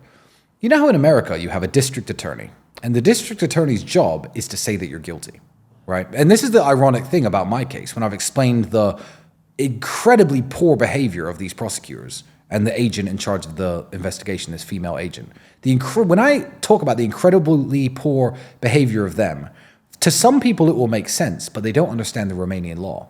The district attorney in America, his job is to prove you're guilty, and your lawyers have to prove you're not guilty. That's the way it works. In Romania, there's no such thing as a district attorney. The prosecutor's job is not to say you're guilty and to fight a case that you're guilty. The prosecutor's job is to reveal the truth of the event and the situation. So the fact that he covered up the girls conspiring to financially extort me and to lie about me, the fact that he edited WhatsApp conversations to look bad, the fact that he purposefully omitted information from statements. There's a rape charge on Andrew in Romania. There is on the statement, yes, and we were in the Hilton Hotel and he was sexually aggressive, yes. On the video, because it was recorded that we now have, the girl says, and I'm not lying, yeah, and by the time we all left the hotel, everybody was happy. It was a good night. That's what she says on video. That was purposefully omitted from the written statement. So the fact that it's not their job to put us in jail, it's their job to find the truth of the situation, and they have done these things, they've betrayed their job. They've betrayed their duty. That's what lesson I've learned. I've learned that there are people out there within the system that's supposed to catch criminals and protect innocents who are truly evil. That's what I've learned. About myself, I didn't learn anything I didn't already know. Yeah, legal vampires. If they've violated their own laws, if it's supposed to be to ascertain the truth, aren't they then at risk of some kind of legal consequence themselves? No, not in Romania. In Romania, prosecutors can never be held to any account for anything they do. Ever. Because if you ask a prosecutor, oh, well, you did this wrong, you did this wrong, you did this wrong. I'm busy, I have a lot of cases. Oh, but he looks so innocent. I thought he was guilty. So that's why he was in jail. So there's no disincentive to not bend the rules? Well, I'm not even saying that the rules were bent. What I'm saying is there's get out of jail free cards. Oh, well, you missed this part on the statement. The video, she says we left the hotel and we were all happy. And then I stayed with him for another month or two and it was a great time. Why didn't you write it in the statement? Oh, did I? Well, busy, lots of cases. Oh, but they were in jail for so long and you weren't really working on the case. But why'd you lock them in jail? Thought they were guilty. There's no legal repercussions that can happen to these people, no. They're completely free to do this with my life. And it's crazy because these people are, and now I'm going to sound arrogant, but let's in many metrics, these people are far less successful than me and probably come from a better place than I have. And what's sad is I built my life up. I spent so many years. People see the end result, but people don't see the sleepless nights, the hard work, the not paying my rent, sleeping with knives under my pillow because I had to leave my door open at night to run electricity cables in from the hallway because I couldn't pay my bill. People don't see this. And everything I've built in my life, my success, my name, my reputation is mine. It's mine and it's to benefit me and my family and my children and my legacy. It's not some plaything for a prosecutor. It's not a toy that a prosecutor can pick up and think, oh, let me just mess with this a bit because it's going to benefit me. That's not why I became Tristan Tate, and it's not why Andrew became Andrew Tate. We did it for ourselves. We didn't do this so, governments and prosecutors and people in the legal system can win brownie points because we're disliked by certain NGOs, by attacking us and putting us in jail. My life isn't some plaything for other people to mess up to benefit themselves. That's the definition of human trafficking and exploitation, by the way. Which is very ironic. So do you think for these Kafkaesque jobsworths to exercise power and control over you guys who are so successful, that gets them off? I'm not going to get personal because I'm above that. And truly, these people, my false accusers, everybody who's wronged me, I'm going to say publicly, I forgive you. Everybody who's lied about me, everybody who's tried to put me in jail, who's used their position of power to benefit themselves by screwing with me in some way, I forgive you. That doesn't mean you're going to escape justice, but I personally forgive you. So I'm not going to drop to the level of personal attacks. I'll just say that if I was him, I'd hate me too. Let's just leave it there. Yeah. I'd hate me if I were him. Did you get lonely during that first incarceration? Well, once I was put with Andrew, obviously it was easy, smooth sailing. But lonely, no. I've never felt lonely in my life. And a lot of people do feel lonely, and male loneliness is a huge epidemic. I've never felt lonely because I always have my brother, I always have people behind me. So even when I'm in the cell with no phone calls, I feel like the feeling of loneliness would come from having nobody on the outside. I didn't have a feeling of loneliness because I'm like, okay, my daughter's taken care of, money's being given to her, my mom's fine, everyone I love and care about is taken care of, everything's going well, you know, the business is running, etc. The business, which isn't human trafficking, by the way. The prosecutors know how I make money. They know my business is illegal. Everything's going okay. So I'm here by myself for a while, and that's the way it is. Like, I knew there was so much in the world going on outside that I didn't feel lonely. I knew no one had forgotten me. So no, I've still never felt lonely in my life, even when I was in jail. So I think I was 33 when the SWAT came, and I was high testosterone. You know, had a lot of female company previous. Yeah. Starting to miss the female company. Yeah, missing the female company, I guess, was a hard part of jail. But I always, I'm one of these guys who always advocates against using pornography and against this. So 92 days, didn't even have a date with Palmer the Henderson, let's say, you know? Not interested, I don't do that. So 92 days, no female company, nothing like that. Did I find it difficult? I missed female company a lot, but I was having fun. I'd flirt with the female prison guards. You know, I just talked to all the women I met in jail. I was flirting with the female prison guards every chance I got. They would escort me to court and back, and they were always laughing and smiling at my jokes. So missing female company, you know, females, I don't boil them down, which is ironic, actually, because I'm called this massive misogynist. I'm such a bad guy. I don't boil female company down to sex and sex alone. I enjoy dates with women. I enjoy going to the theater with them. I enjoy going to dinner with them. I enjoy making them laugh and making them smile and buying them flowers. And the whole dance of it is very fun. So yeah, I just flirt with the women I met when I was in jail. I was flirting with the female prison guards and that kind of stuff because why not? So I wasn't completely devoid of female company. If the question is going without sex, I have an iron mind. No, I wasn't tempted to jerk off. No, I wasn't tempted to try and get hold of some. I wasn't tempted at all. I went 92 days, and this is why when people say, "Oh, I cheated on my wife because I was away for a week and I had to have sex with something." No, if I can abstain for a man in pure sexual abundance, by the way, who has women throw themselves at him all the time, and I could have a beautiful woman in my bed anytime I like. If I can go 92 days without jerking off, so can you. So let that be a lesson to you guys at home. So when I preach when I preach don't touch yourself or don't make a habit of it because it lowers your testosterone level, if I can do it, you can do it. Yeah, but the jerk-off crew in prison say, you got to use it or you lose it. But I guess 90 days is... So some of these guys were doing many, many years. Yeah, I guess. But you certainly don't lose it in 90 days. I'll just say that. I'll just say it that way. You know, I was busy this morning. I was busy last night. I haven't lost it. You said that, you know, the absence of the female company, the lifestyle you had, was one of the hardest parts earlier. But what was the actual hardest part of incarceration? The hardest part of incarceration was knowing that, I guess, my kids didn't know why I wasn't there. They're super young. If my daughter was 15, fine. Dad's in jail. Why? Matrix attack. When they're 3, when they're 2, and they're used to seeing you, and they don't know why you're not there, that's the thing that bothered me the most. Because even in their rudimentary 3-year-old brain, there had to be some kind of thought process of like, where's Dad? I haven't seen Dad. He was just here. Some guys took him from the house and he's not here anymore. And he hasn't been here for 30, 40, 50, 60 days now. That was the only difficult part of it. And I'll say that, not the hardest part, that was the only difficult part of prison. I've got a 6-month-old baby, and if I had to be away from him for months, it would absolutely break my heart. Exactly. Yeah. That's horrible. And you're missing out on time that you'll never get back. No one can give me that back, by the way. People say like, oh, are you going to sue Romania? I'm not interested in suing Romania. For what, money? I don't need money.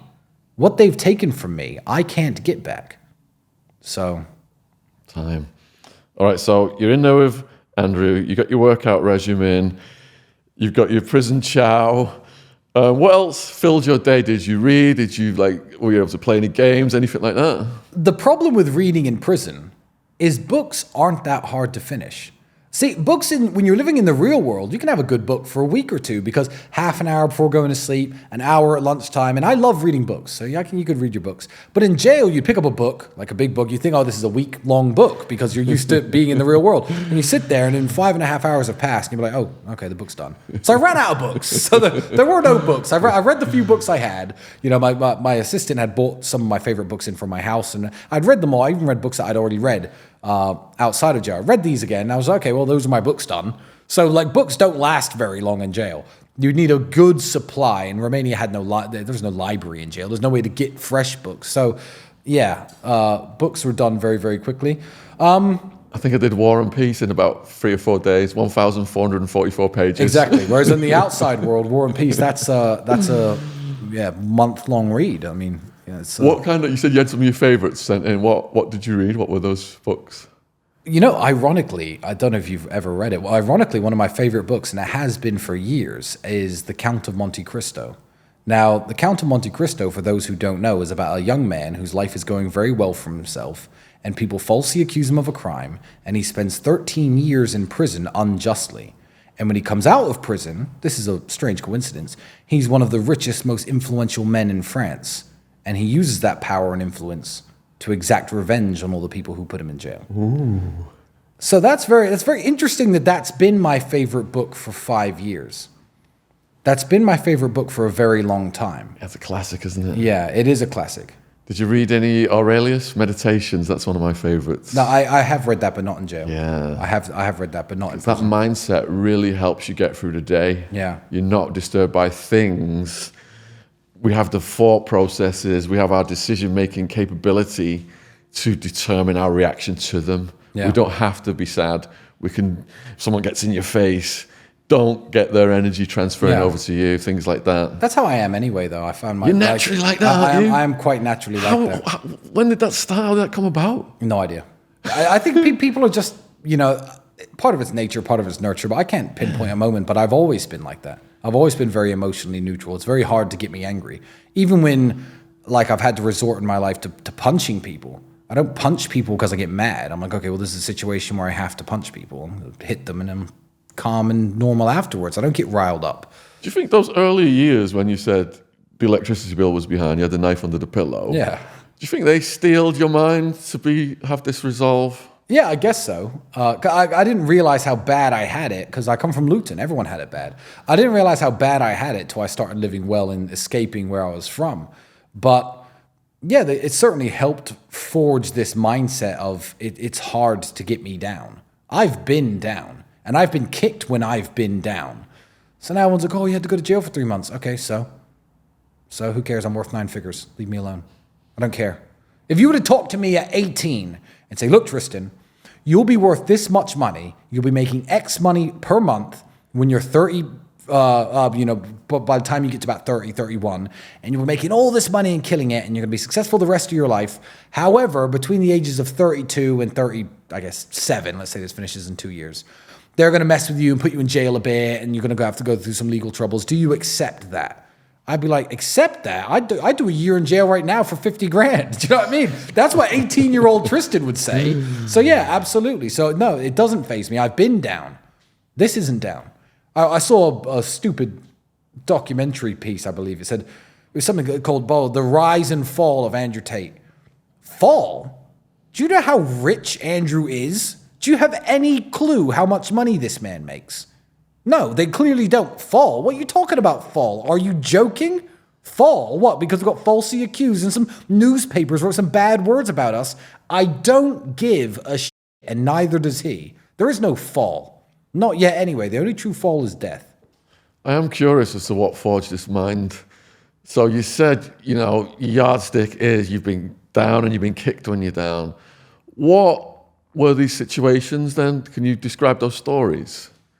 Yeah, I mean, the basic, the knife under the pillow story, and a lot of these stories I have said online before, but essentially, my brother and I were trying to get this business deal in.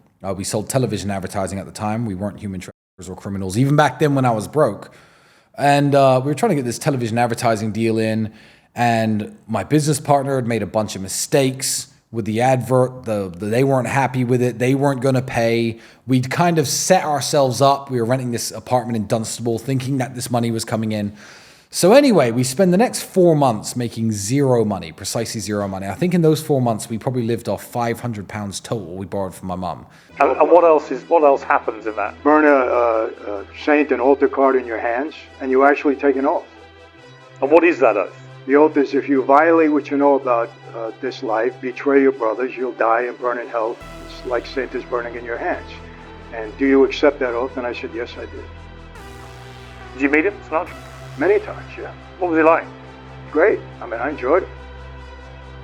Constantly be thinking, wherever you go, that somebody one day may tap you on the shoulder It's and exact what they would see as revenge for you breaking the code. I know that that's a possibility, yes. I mean, to me, it would be ridiculous to assume you hadn't. You can't be a mafia captain for that length of time, in charge of that number of people, and not kill people, can you? Well, let me put it this way. You know, it's a violent life at times. And if you're part of the life, you're part of the violence. And yeah, as a captain, I was given an order, told what to do, I did it. What do you think happened to him? There's two schools of thought. He hung himself, or he was murdered. Not only did I spend time in that prison, I spent time on that tier. Right. Because I was in lockdown there. I mean, all those things happening at one time, the cameras are gone, the guards fell asleep. It doesn't happen. When I was in there, they were watching me 24/7.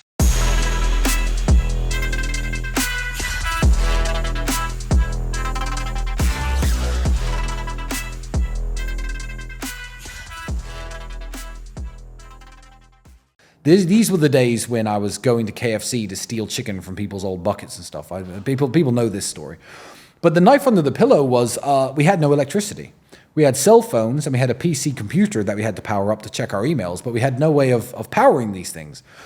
But luckily, in the communal area of the apartment block we lived in, there were lamps that were plugged in to electricity sockets. So my electricity was off. So what I do is I take a series of extension wires and plug this into the hallway and run them into my house. So I had these extension wires running into different rooms, one powering the TV, one powering the computer, one powering the phone chargers, one powering a few electric lamps. And my whole house was powered for free. I guess this is a life hack, I guess, if you're broke and you live in an apartment building, feel free to use this, you know. Just don't tell the police you got the idea from me. But the extension wire is a big, thick cord. There's no like tiny little extension wires. They're big, thick white wires, you know. So the door wouldn't close. Living in Dunstable, where, you know, I was hoping the criminals were smart enough to think, well, if they have to run an electricity cable into their house, they've probably got nothing worth stealing. And luckily, the criminals were that smart. If they ever saw my open door, which was walked past all day, every day, they didn't want to kick me when I was down and unplug my stuff. The landlords never came in. My landlord didn't even live there. I guess they thought these guys have nothing worth stealing and didn't try to come into the house. But that still didn't stop me sleeping with the knives under the pillow. I was ready at any time. And when my door did get a knock, I used to wake up and I'd hold the knife like, I'm trying to think of an example. I'd hold the knife this way, so the blade's coming out of my hand this way, and I'd be in my underwear, and I'd wrap the blanket around myself and around the knife like this, guarding my throat. And I'd go to the door, hello? And it was some arbitrary bullshit, my neighbor or something. But the idea was that I looked like a defenseless man in his blanket, because I'm wrapped in this blanket looking quite pathetic. But at any moment, like if you're about to barge into the house, I've got the first line of defense. So I was living that paranoid. So now everyone's like, oh, you had to go to jail. I'm like, so? This lighter cost me $3,000. Who cares? How old were you then? I was 23. How old are you now? I'm 35. So therein lies the question then of ego, because you come across like your ego's, or I'll give you my example. I was 33 when the SWAT team came. I made a couple of mil in my late 20s. I had nothing growing up in Widnes. Yeah. Now I'm the man throwing raves for 10,000 people. My ego was as big as the Grand Canyon. Yeah. And that was part of my downfall. But you're like modest. It's like your ego. How have you kept your ego in check to go from what you just described to being still in your 30s, having all this money, and your ego not just going out of control? You know, my ego is a little bit out of control, to be honest, but I also don't say things I can't back up. Yeah. I was a good kickboxer. I am a great businessman. I have lots of money. I have fast cars. I do have these things. And that's not really ego, because I don't really say anything that I can't back up. But you're grounded in this reality. The reality is massive. Yeah. But it is reality. That's not ego, is it? But you're still grounded. You come across as like so level-headed. Yeah, and I guess I don't really want to be famous particularly, and I never did. And I don't see this massive level of success in terms of the fame and everything, where a lot of people would let it get to their heads and a lot of people would let it destroy them and they start mixing with the wrong people or doing stupid things. I don't even see it necessarily as a positive for me. So it's very hard to get wrapped up in something that you don't like very much. So if you could rewind the fame, you would? No. I feel get rid of it? No, I wouldn't. I feel, all the messages and the letters I get of young men whose lives have changed in a positive way because of me, the letters I get from single mothers who say, look, my teenage boys were on the wrong track. They've got no father in their life. They started watching your stuff. Now they go to the boxing gym. They quit smoking weed. They're going to church. All of this positivity that I get from it. I mean, how bad am I really suffering? I'm not going to paint myself as some sort of martyr, like suffering for other people, because fame has its upsides. Of course, fame has its upsides. So I don't necessarily like it, but I wouldn't throw it away, because the good that I can do with it is so, even in a selfish way, it makes me happy. And it's so powerful. Sure, you can misunderstand Andrew and my message. And if you listen to the mainstream media, you can listen to tiny sound bites and say that I say dangerous things. But what's the core of my message? Work extremely hard so you don't have to rely on the government for your food. Train hard, be smart, become knowledgeable, take care of your mother, take care of the women in your life. People say, oh, you want women to be your slaves? I'm like, no, I want to take care of my woman. If you become a billionaire and your wife wants a job, I don't care what you do. But there's nothing about my message of become so successful that you can take care of people that is toxic in any way. And that's what I spread. And I like the fame for that reason, the fact that that message gets out. And I feel like I'm a very important voice, and my brother is a very important voice in that. And going through the jail and going through this legal process is not hurting us like they want it to. It's proving more to the point that, yes, they don't want you listening to us. And yes, we are who we say we are. We haven't come out and become drug addicts or alcoholics or started crying or talking about how unfair this is. We truly don't give a shit, and we're ready for it. So I work in drugs education in schools, and I think your anti-drugs message is fantastic for the young people. Thank you. And I'm sure tons of young people are watching this right now. Could you just reiterate that message for those kids? The message is very simple. To get out of any situation, you need momentum. A rocket ship needs momentum to get into the orbit of Earth. You want to go to the moon, the Apollo 11 rocket needed momentum. That's what it needed. So all the people who come along say, oh, a bit of cocaine's fine, a bit of weed is fine. Maybe it is fine. I'm not saying it's going to kill you. What I'm saying is this. I come from a horrible place. Luton is horrible. Sorry, Lutonians. Sorry for everyone still living in that town. You're from England. You're from England. You're from England. You know it's grim.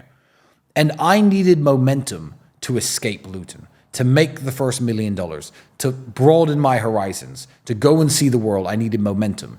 And the thing about drugs, and I've never touched them. It's funny they accuse me of being a criminal now, but when I was flat broke and I got offered money to deal drugs and stuff, I refused it. I've never done crime and I've never done drugs. And the scary thing about them is, as much as I may have, at 16 or 17, puffed my bit of marijuana, and it wouldn't have killed me, may not have even hurt me, may have had a great time, may have made some new friends, it would have also killed that little bit of extra momentum I had. That little bit of momentum my brother and I had to sit there and, instead of getting high, look around at the reality of our situation and say, this is shit. We need to do something better than this. The marijuana would have made our nights fun. We would have sat there and played video games and ate pizza and had a good old time, but we didn't. We put our heads together and said, how can we make some bloody money and get out of here? It kills your momentum, young people. And in an alternate reality, there's a Tristan Tate who did a bit of coke and did a bit of weed, and now works a pretty decent job, I don't know, brokering insurance in Hertfordshire and makes 50 grand a year, but he isn't me. It kills your momentum. You should stay away from them. And that is so powerful because you're not saying, don't take drugs, they're bad for you. You're saying, yeah, you can have a bit of fun, but the reality is it's going to completely change your life trajectory from your own personal experience. Can I ask you a question? Yes. So you were accused of, I'm not going to imply, you were accused of drug dealing, involved in the drug world. So I am a convicted ecstasy importer into the States, and I take full responsibility. Okay, good. Fair enough. I didn't know whether you did or not. Okay, so you are a drug dealer. You were a drug dealer. Yes. So you were a drug dealer, and you come along to schools and all these programs and stuff, as you should, and you do a very important job, and credit to you, Sean, and you say, this is bad, selling them is bad, taking them is bad, drugs are bad. And I give the consequences that happened in my life. My mum had a nervous breakdown. My sister had to have counselling. I give them the stories about the cockroaches, the spiders, the food, the dead rats in it, all that kind of stuff. So, and that's a very important thing you're doing, and I think that the world needs to hear from people like you. I want to ask you a question. My brother and I always preach against any kind of use of pornography. Don't pay money to webcam girls. Don't pay money to female Twitch streamers. Don't subscribe to OnlyFans. And we preach this religiously. And we tell young men to stay away from it. And the reason we do that is because we actually used to run that small webcam studio. Well, I used to mainly. And I saw all the negative effects it had on my customers, you know? And these women would take the money from these webcam guys, not really give a shit about them. I saw it as a dangerous addiction. Some of these customers were truly addicted by it. The question I have for you is, do you think it's hypocritical that people say to me now, you shouldn't criticize OnlyFans and stuff because you used to have a business in it? Or do you see it the same as kind of your situation? So I've got an addictive, adrenaline junkie personality type. And the therapist said to me, I've got to view it as energy. Yeah. I was choosing to take my energy to put it into these negative things that could have hanging out with gangsters, speeding around on crystal meth in my sports car, things like that. So what he taught me was to put a circuit breaker in my head for when anything kicks in. So if I hear the rave music, excitement up my spine, goosebumps. I remember what he said. He says, it's all energy. Choose to take that energy and put it into positive activity. Yeah. So I'll go to fitness center, do karate, or jump around one of these body combat classes or thumping dance music. It's like a raving there about the drugs. Yeah. And what I tell the school kids is, if you've got that side to you, that addictive side to you, you know, and this could come under or whatever category your addiction is getting. I don't have a addiction. Yeah. I've never been into that. You've just got to take that energy and put it into the right thing, because there's nothing wrong with having that side of your personality. If you are, there's many different types of personality. Big Pharma have got them all classified off so they could just, of course, drug them up. Yeah, drug you, yeah. But you've just got this guy's got crafter. He's a crafter, or she's a dancer. Whatever it is, get them to put the energy into the right thing. Otherwise, it's going to go into the wrong thing and bring their lives down, if it's whatsoever. Now, the bigger question was, you know, you guys have made money from a legal business enterprise. Yes. And there's nothing wrong with that. You guys have not broken the law. So if you're advising young men as part of your, I mean, researching what you're telling young men, what I distilled it down to was fitness, have a sense of humor, educate yourself. I mean, what is wrong with that? These are the basic things that if everybody adhered to, the world would be a much better place. So, if taking people off that, stay away from it. It's not going to help you. Yeah. Banging your bishop at that frequency, neuroscience has proven you're laying your pathways down so that when you have normal sex with a woman, it's going to be messed up because you're not getting off, as these videos are showing you to do these things. And I've had, you know, and so, I think it's just an attack angle on me. It's an attack angle on me to be like, well, you shouldn't be talking about it. I'm like, no, I should be talking about it because I know the business. So I should be telling young men not to get involved in it, just as you're doing with I'm a drug who now tells young men, don't get involved in drugs because this will happen. And I used to run webcam studios, and I tell people, don't give your money to webcam girls because they don't actually care, and it's a big scam. And you're the one who's most qualified to tell them that because you know the most about I know, it. but they attack me for it. And they're like, oh, but you made money off this and blah, blah, blah. In fact, I'll say this publicly. I give more money to charity every year than I ever made net profit from the webcam business. Each year, I donate more money to charity than I ever made as a net profit from that business. So everyone's like, oh, they made all their millions from that. It doesn't make that much money. Yes, I made some money. Yes, I drove a sports car at the time. It doesn't make that much money. Like, it's not a golden goose, and it's a hard business to run.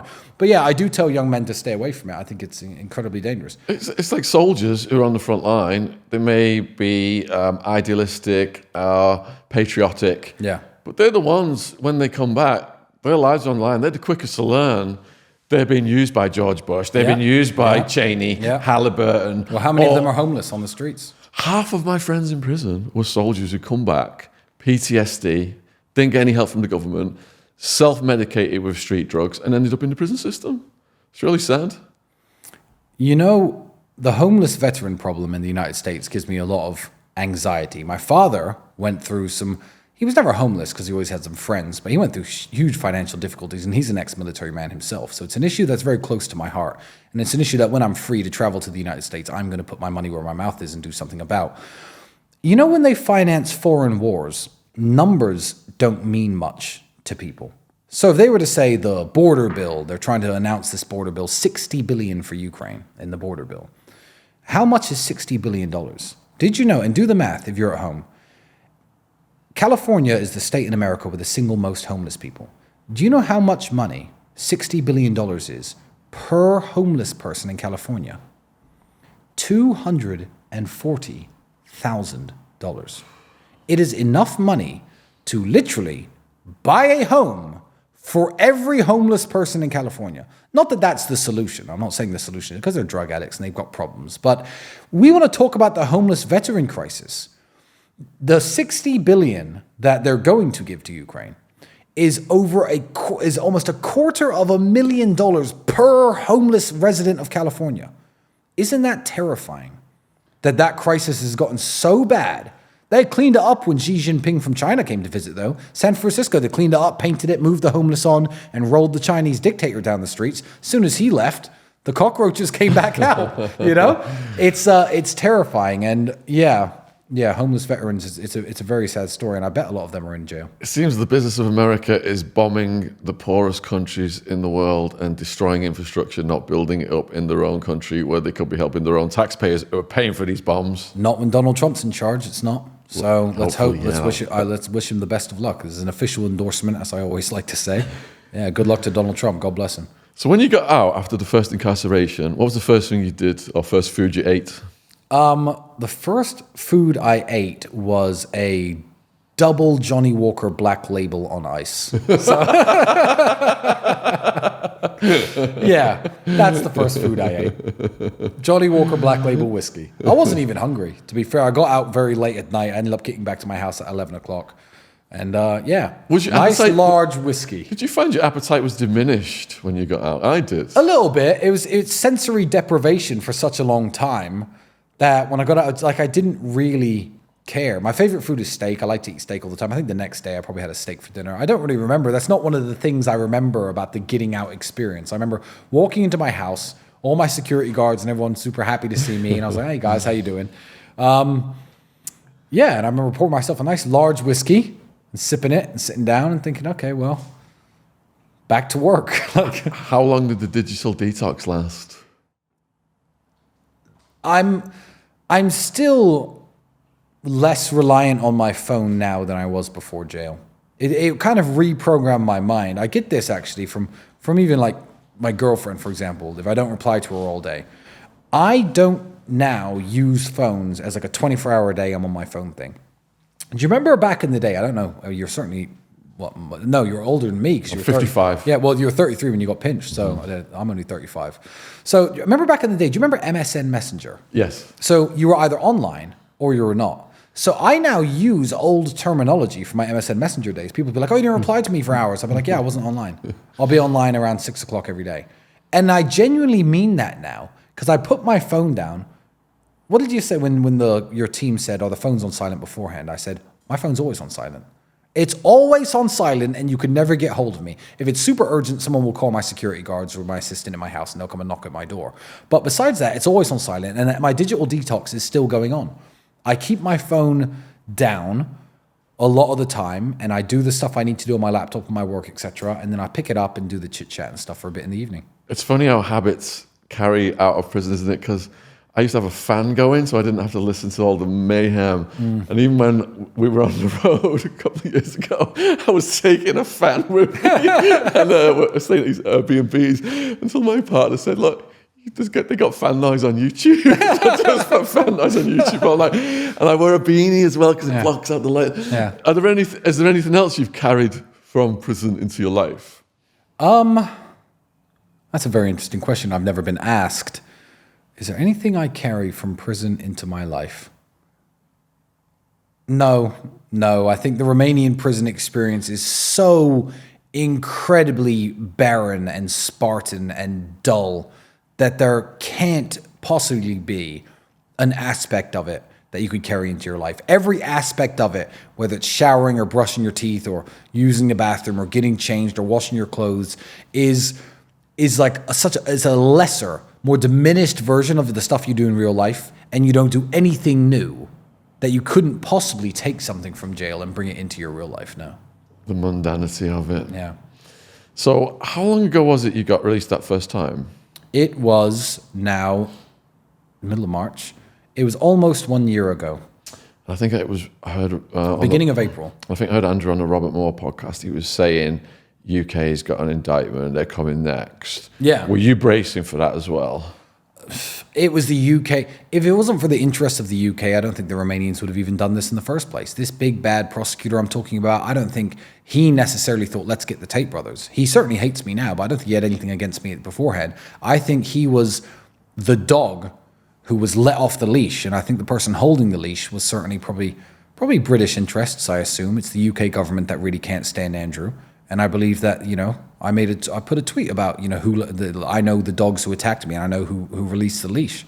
I believe that this wouldn't have happened if it wasn't for the UK government. So, yeah, when people I knew in the UK started getting stopped and asked about me, pulled over, police would knock on their door, ask about me. I was like, okay, well, the UK are going to come and try and get me. And I was very relaxed.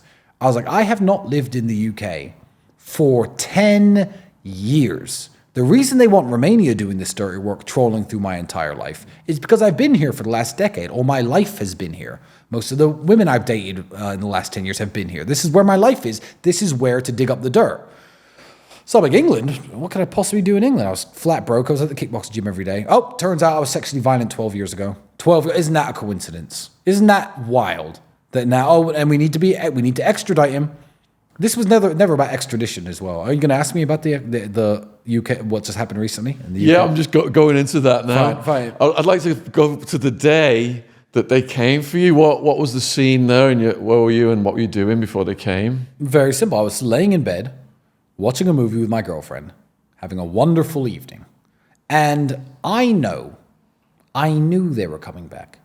I knew. I didn't think it was going to be this. I thought it was going to be, you remember I've told you about these two people who are left on my case bullying and threatening all these girls and I thought it's going to be new file, back in preventative detention for a new accusation. Money laundering and assault. I don't know, something. I didn't know what was coming.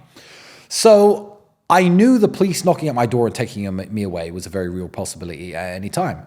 So again, police was outside. Let's go, police are outside. Okay, so I said to my girl, because I knew this could be 3 months, 4 months, 6 months. When they picked me up and I found out what it was, I realized this could have been 2 years. I've never had a trial, by the way. I might not even have a trial. I've never been on trial for anything, and I've served so much prison time. So I said, okay, goodbye. I'll see you when I see you. And I just walked out confidently with a smile on my face. Hello, gentlemen. What can I help you with? We have a warrant from the UK for extradition. As soon as I heard that, I knew what the attack vector was. I want everyone at home to understand exactly what went wrong and exactly what happened and what went right, because the mainstream media always tried to spin things in a negative manner. Let's read the news today. What is it? UK, Romanian courts say Andrew and Tristan will be extradited when their case is over to go face trial in England. No. There's no trial in England.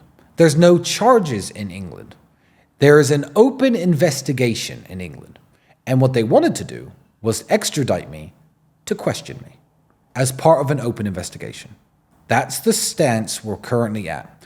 Now, if they had taken me to question me, obviously in England, they question you, what happens next? They release you. I would have been free living in England, driving my car around, staying at the nicest hotels, going to my tailor shop and living my life in England. All the accusations that I'm trying to escape Romania have now been thwarted because I had the golden opportunity to get to England and to run away from the Romanian process. Because they said, you have to reject the request to be extradited or you have to accept it. And I said, I reject.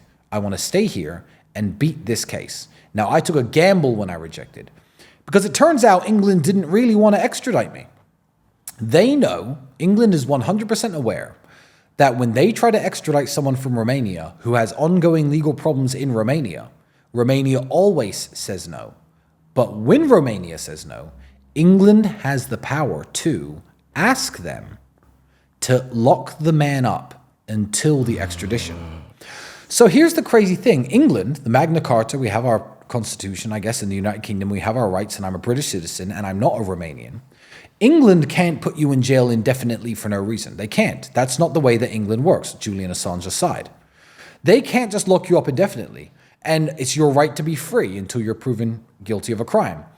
But England will use the Romanian system and ask their Romanian buddies who don't have the same laws to lock their own citizen up indefinitely until this trial in Romania comes to a conclusion.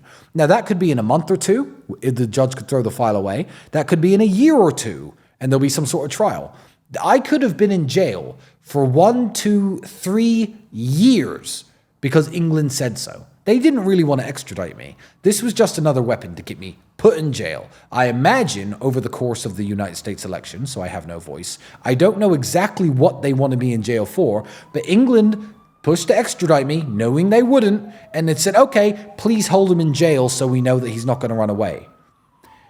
Do you think I couldn't have attempted to run away by now? Like, I'm not saying that I could have run away. You know, Romania have got me under surveillance. I'm saying, do you think I couldn't have attempted to get in a helicopter and jump across the border to Hungary or Bulgaria?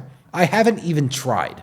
Nothing about my actions have looked like a man who's trying to evade justice, because I want justice. And justice is me winning all of this crap, putting my middle finger up and getting back on with my life. So I'm not running away from a false accusation. My daughter's Romanian. She lives here. Yeah, let me just abandon my child and leave the country I've lived in for 8 years and run away from my life and my house and my friends and everything I've built because I was falsely accused. Guilty people run. I ain't running nowhere. And the timing absolutely stinks because this was so long ago, but now it's so important that they've got to interview you. Yeah, I know. Yeah, apparently I was sexually violent 12 years ago, allegedly. Wonderful. I mean, and who? Don't even know their name. I was just told all the information I have, I swear on the life of my mother, all the information I currently have is that I committed crimes against someone who I don't know their name in 2022 between the months of March and December, or April and December, something like that. That's all the information they gave me. I'm like, well, that's a bit vague. I even said that in court. I said, Your Honor, I don't even know what this is about. Keep me here. And again, that was a huge gamble, because when I said to the judge, keep me here, and this judge is obviously a wonderful woman. I said, keep me here. She could have said, okay, jail. I was taking the gamble when volunteering to stay here. So when the newspapers are, and the judge did order that if the UK investigation is still ongoing, when this concludes, then I can be sent to England. So the newspapers are printing it like, well, this isn't a win. They're going to be extradited afterwards and face trial there. There's no trial. There's no charge. This is an investigation right now, apparently. 12 years ago, I allegedly did something. I mean, what evidence could possibly exist? Anyway, so the judge saw that I was being upfront and honest and decided not to put me in jail indefinitely. And she saved my life. She saved me from going to prison. And for all the people counting it as a loss, the mainstream media, my message is this. If I got exactly what I wanted from the judge, how is that a loss? If I said to the judge, please do not put me in prison, please leave me in Romania, please let me clear my name here, I'll go to England afterwards, and that's the ruling of the judge, I don't know how the mainstream media are spinning this into some sort of loss for me. It's exactly what I asked for.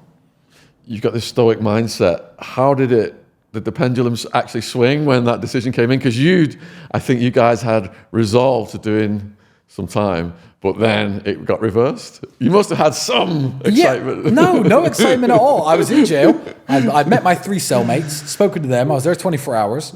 I said, maybe I'll leave, maybe I'll stay. I don't know, gentlemen. I don't know what's going to happen. And they're like, okay. So I went to court, did the process, came back, and it was just pure meditation. I was like, okay. So I remember their names. I was like, I could be here for a year, 2 years, 3 years. I could be here indefinitely. This could be my new home. What am I gonna... I started thinking about what I was gonna ask my lawyers for in terms of clothing, books, stuff like that. So I started mentally making a list. Okay, I need sweatpants, I need sneakers, I need a coat, I need pillows, blankets. And I started making this mental list of things I was gonna ask for.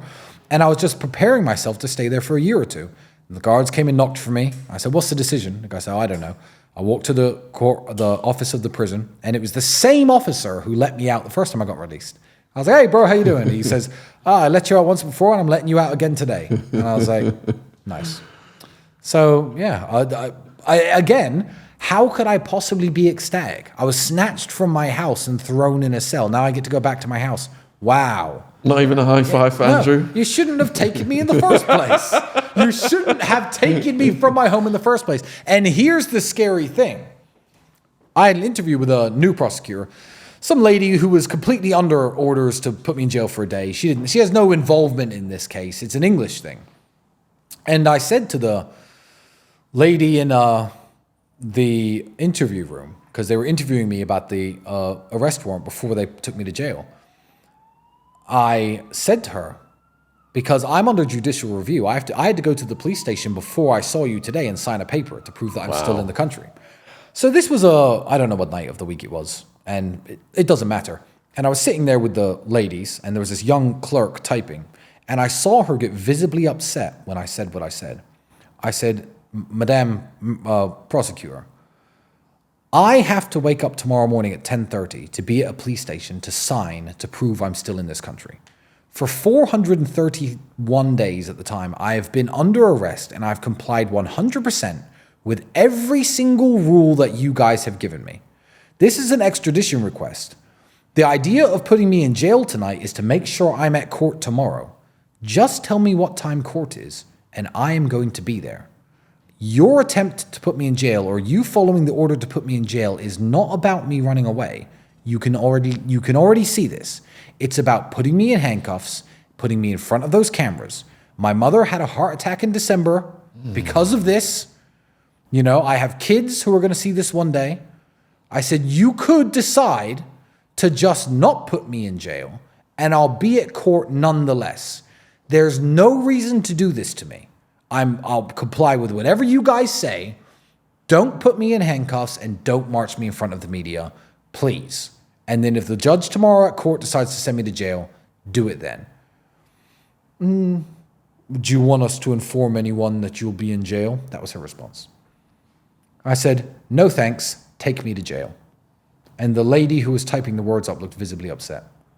I've spoken in court about my situation and seen police officers, court clerks look visibly upset at what's happening to me.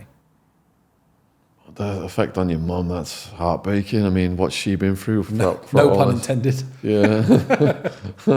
She must have been through a lot then. Well, I guess so, but she knows she raised 2 very strong sons, and she's perfectly fine. She's taken care of. All of her bills are paid. And no matter what they do to me, they can kill me. My mother's bills are paid forever. I have contingency plans for everything. She'll never go back to work. So put me in jail. My mom's taken care of. I'd rather that than be free and have my mom working. I'd rather be in jail with my mom taken care of than be in complete freedom with my mom working in a kitchen. So what is the ideal outcome for you? Is it you beat the case in this country, they say, you know, you're an innocent man, we were wrong, and you're vindicated. And then this UK thing, I mean, it's so old, it's ridiculous. Well, what I don't understand is this. I'm going to tell my daughter when she gets older, if you are ever raped or attacked or abused or in any way damaged by any man, maybe you don't want to file a report, maybe you don't want to go to the police, go to a hospital immediately and get checked up and get swabs taken and do that. Because if you don't, the man will never get in trouble. This is what I'd like to say, actually. This is what I'd like to say. It's not true. Because I feel like then in 10 years later, if my daughter wanted to accuse a man, okay, well, here's the records from the hospital visit the night after it happened. Here's proof I was with him. Here's the hospital records. Boom. Case closed. However, I don't believe, and I don't understand how, and this is why I'm sure I should completely beat this false accusation in the UK, if it exists at all. I don't understand how, beyond all reasonable doubt, can ever be established if I say something and the other person says the opposite. Let's say 12 years ago, I say, you stole from me. You, Sean, stole from me 12 years ago. No, I didn't. What's the evidence? Well, there is no physical evidence. CCTV? No. Messages about it? No. Conversations? No. What's the evidence? Well, I said he did, and he said he didn't. I don't understand how they could say, beyond all reasonable doubt, yes, he definitely did, convicted. No matter what story I tell you about how traumatic it was that you stole my stuff, I don't understand how that can possibly be real. So the English case is a big fat nothing, and I've never done anything wrong anyway. What I would say is ideal situation, I don't prepare for. Ideal situation is this. The UK case is clearly one deranged false accuser or it doesn't exist at all. The fact that I'm stuck in Romania is, I guess, a good thing because my lawyers are going to be pushing the police to investigate this to their full ability of the British police force, and I want them to do it because hopefully they say, okay, well, this case is clearly nothing, no further action. And if the UK close their case, then I win this Romanian case. I don't even have to go to England, obviously, because they're not investigating anything. That would be ideal scenario. I don't believe in ideal scenario. I believe that I am now I've been caught up by the river and I'm floating downstream. Is there a waterfall at the end of the stream? I don't know. Or is there a nice, relaxing beach I can chill on? I don't know. If justice is real, if this is all real, the Romanians are doing their job. The police certainly aren't. If the judges in Romania are doing their job correctly, I will be found innocent. If the police in England are doing their job correctly, I won't be found innocent. There'll be no further action taken on this investigation. If justice is real, I'm free and I'm happy one day. Or this is a big setup. And if it's a big setup, why give a shit? I'm going to jail, I guess. For what? I don't know yet, bro. Don't know. Never committed a crime. What are they going to put me in jail for? No idea. Tax evasion, money laundering. I don't know. So it's not in my hands. It's in God's hands. So I literally don't care. I just want to add something to that because I don't want the public to think I'm against the statute of limitations for chomos and rapos. So we've interviewed victims of Epstein on this channel. We've covered Harvey Weinstein, and where statute of limitations was cut off for some of those people. We were campaigning against that. Yeah. But in your case, this case was examined by the London police. Yes. They looked at the evidence and they said there wasn't a case at that time. Yes. And it has now been resurrected all these years later because you are a political target by the Matrix. Of course. And that's my current understanding of things. There are people on the internet who hate me. I don't know, are saying, oh, well, this is actually a new accusation. If you don't give me the names, I don't know. But the dates and the story is the same. So if you don't give me the names, I don't know. But they're saying it's a new accusation. The truth, I don't know what it is. I don't know what this is. But yeah, it sounds like the same made these civil complaints before. Statute of limitations. No, that doesn't bother me. That doesn't bother me. If someone raped you 15 years ago, go to the police. If you have evidence they did it, at least wear a microphone, try and get friends of yours to talk to him and talk about the rape so he admits it. Get evidence. Because if there's no evidence, somebody's word should not be enough to put someone in prison. And also, this whole anonymity thing. Here's what I think the solution should be. Of course, victims of sexual assault need to stay anonymous. Of course. But here is my, I think, very fair compromise. Because my name has been dragged through the mud. And I said my name and everything I've built isn't some plaything for the media to make stories on or for some prosecutors to get promotions on. I built my life for a very specific purpose. Here is my very fair compromise, and I think everyone at home can get on board with this. If you get found guilty of a sexual crime, your name should be all over the news, all over the media, and your victims' names should not. However, if you want to accuse someone of a sexual crime, you and them should both be anonymous until a verdict is heard. If you wish the person to be public, if you wish to accuse someone publicly and say they're a sexual criminal, you yourself should be willing to go public with your story. I think that's a very fair compromise. You're both anonymous, or neither of you are, but after someone's convicted beyond all reasonable doubt, plant their name wherever you like. Is that not fair? What universe can people point the finger at me and call me the most horrible names in the world? As a father with children, being called a human trafficker is super offensive, by the way. Call me the world's most horrible names. Who are these people? No one knows. I'm not allowed to say their names. It's insane. And when this is all over, I still probably won't be allowed to say their names. I'm going to destroy them in court. I'm going to sue them and take everything they have, these people. However, it's a very unfair system. I would go one step further. I would say, at the point that it has been found the false accuser made false accusations, once that is proven in the court system, they go to prison. Yes. We've had a guy on called Stephen French, aka the Devil, out of Liverpool. Yeah. And he ended up on a charge in general population prison, got attacked, suffered all kinds of consequences, but nothing ever happens to the false accuser. Yeah. And the reason is they say, we don't want to stop genuine victims coming forward. So here's my solution, because I've thought about these things. If a man goes to court for rape and he's found not guilty, no, the woman should not be punished. Hear me out. The woman should not be punished because although he was found not guilty beyond all reasonable doubt, and there wasn't enough evidence, that doesn't necessarily make her a liar. However, let's say there was a conversation. Let's say you have two brothers who are Americans living in Romania, and some woman falsely accuses them of kidnapping. Let's say there are conversations, this is all hypothetical, between her and her friend that the police got hold of saying, I'm going to wear sunglasses and pretend to cry when the police come. Oh, we're so good at lying, we could win Oscars for lying to the police. Don't Google any of this because you won't find it's real. It doesn't exist. But let's say hypothetically there was evidence, not just we're found not guilty, evidence of a setup that exists. Yes, those people should do the same time in jail that a human trafficker would do.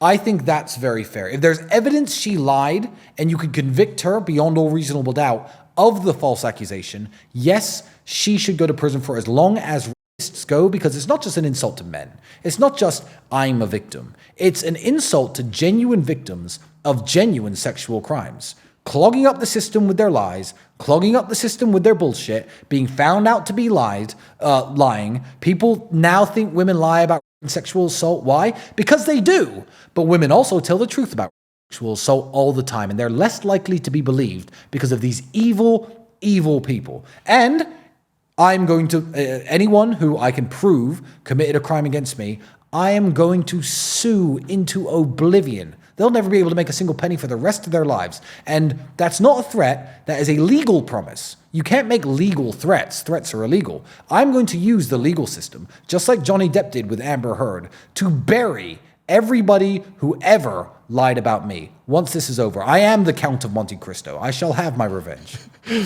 These evil people as well, I like that. If you're putting a sentence on someone by falsely accusing them, and it's proven in court, you are false. Yes. You get that sentence. Exactly. You get the sentence. Yeah, because it should be that. Well, no, that already exists for other crimes. Right. Let me give you an example. My car was stolen. Okay, please. Who stole your car? I don't know. My car was nicked from outside my house, and my car was stolen, and blah, blah, blah, and you do your little insurance job, yeah? If they found out that you're lying, that you parked your car somewhere else and lied about your car being nicked, you do actually go to jail for around the same time as a car thief goes. It exists for lots of other crimes. If you find out to be falsely reporting crimes for almost everything, it already exists and you will get in trouble. However, with this one, it's, we don't want to prevent genuine victims coming forward. No. I can only civilly beat these people. I can only take all the money they'll ever have and ever own and make sure their parents are sleeping on the streets. That's all I can do. However, I think they should go to jail. It is preventing genuine victims from coming forward because the evil ones, when they get found out and there's no consequences, they're discrediting the whole system and making the genuine ones suspect. Yeah. Let's say, I'm actually not going to use a man's name. I'm not going to use any man's name. You could enter 50 different names into this category, but they're all good people, so I'm not even going to tie them into a hypothetical situation. Let's say a new influencer comes along. Okay. And no one's heard of this guy before. And he seems like a stand-up, upright individual. And he starts talking about the COVID being dangerous. He starts talking about the lockdowns being pointless. He starts talking about funding foreign wars and how pointless that is. Maybe he's talking about the situation in Israel, Palestine. Maybe he doesn't particularly like what Israel's doing. And this guy comes along and starts saying all these things, right? Let's imagine this guy was a real rapist who 10 years ago actually raped 10 women. Okay. If these 10 women now come along, we were by this guy, let's be honest, me and a lot of other people would be like, bullshit. This guy could be guilty as sin. And everyone's going to be like, nah, fake. Why? Because false accusers have cried wolf too many times for genuine victims to be able to, I'll look at this man's circumstances and the things he's saying, and he's a real rapist. And I'd say, no, this is fake. Isn't that scary for the victims of actual sexual crime? Isn't that terrifying? And then, like I said, I've got a daughter. I don't know if you have a daughter or any female nieces or children. It's absolutely horrifying that this exists. So what we need to do, because the law does nothing, is as people who are falsely accused, with evidence of it, all I can do is use the legal system to the full strength I can. I don't care if I spend $1 million on lawyers to sue them for 10 grand and that's all they got. I don't care. I have to fight for all the men who are falsely accused in this world. And then some prisons, it's kill on sight if you've got that charge. So Stephen French goes to general population. He says he's not going to house with the chomos. So then he's going through the attacks. Some people get killed because of this. Yeah, men will die in prison. Yeah. Crimes against women are frowned upon, as they should be. Crimes against children are unforgivable. In the Romanian jail, a lot of the conversations are what we'd do if the child in the room. And you know what? I get involved in the conversations too. He wouldn't last 5 minutes. I'm like, no, my brother, with me, 1 minute. Like, I'll get involved in it because would I actually kill a man in jail and spend the rest of my life in jail? I'm not, but it's what we talk about. And there are people in there with nothing to lose. It's people doing life. Yeah. There are people there who I'm with who are going to die in prison. They don't care. And they do mean it. It's what we talk about in jail. What we would do if the child were here with us and not in that special room over there. A lot of those people doing life in prison are victims of themselves. Yeah, so when they come in, it's like, right, reckoning time. So I did 3 months in preventative detention. A man was in prison recently. I found this out from my last cellmate a couple days ago, who was accused, I'll say accused, I'm not saying convicted because that's his current status, of raping a 7-year-old girl. You know how long he was in jail? 30 days preventative detention. They put him on house arrest. Oh my God. I did 3 months for nothing. You've got Catholic priests. I watched this documentary, The Sins of Our Father. Yeah. They just moved him 20 miles away. Yeah. 20 miles away, hundreds of victims. Some I think were like babies. Yeah, gave him new jobs and just hit it. Brought in the fancy high-priced lawyer that the Catholic Church provided him, gets the slaps on the wrist, goes to Europe from America, starts doing it again. Of course. No, I know exactly who you're talking about. It's insane. It's insane. But it's like the justice system does not prioritize crimes against women and kids unless it's politicized. It seems then that way. Then they care. Justice system doesn't give a shit about women and kids. So. Well, this is the funny thing. I said to the prosecutor, the big bad prosecutor everyone's scared of, I said to him, brother, do you actually want to catch human traffickers or not? He said, what do you mean? I said, are you trying to catch human traffickers? I'll tell you how to catch human traffickers. There are a few streets that I know in Bucharest that everyone knows. Drive down there at 5 a.m., look at the women standing there on the corners, follow them home, kick in the door, and arrest the boyfriend. 9 times out of 10, You got a guy who brought some girl on from the village and is making her stand on the streets. You caught a human trafficker. I could catch 10 a day. Give me a prosecutor badge and a Batman outfit. I'll catch the human trafficker myself. You follow the prostitutes home to their apartments at the end of the day, or follow the car that picks them up, and you arrest and question the men. You put the men in a cell and ask the women, okay, now they're in a cell, are you safe or not? And 9 times out of 10, one time out of 10, she might just be like, yeah, I'm a hooker, this is my boyfriend, we're business partners. 9 times out of 10, you're going to catch a real human trafficker. You put me in charge of catching human traffickers here in Bucharest and let me direct the police. I'll catch 10 a night. 10 a night! Like fucking cockroaches. And here they are, as they speak, with a girl, probably in an interview room now, screaming at her, telling her she's a victim. You know what's hilarious? You know what this girl does for a living? She owns a webcam studio. Nothing to do with me. She is an independent businesswoman who owns a webcam studio. That's what this girl does. She's right now, I used to know her a couple of years ago, I used to hook up with her. She's right now in an interview room being told, you better say you're a victim of Tristan Tate, as we sit here. And you know what the cops say when we say to them, why aren't you going after the chomos and the picos? We haven't got the resources.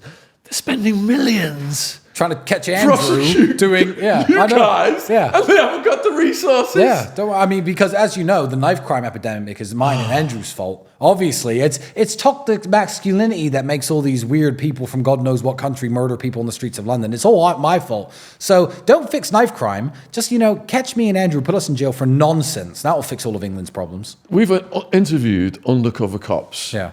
And they said the knife crime is being caused because the black market in drugs has created this phenomenal profits for criminal gangs to compete.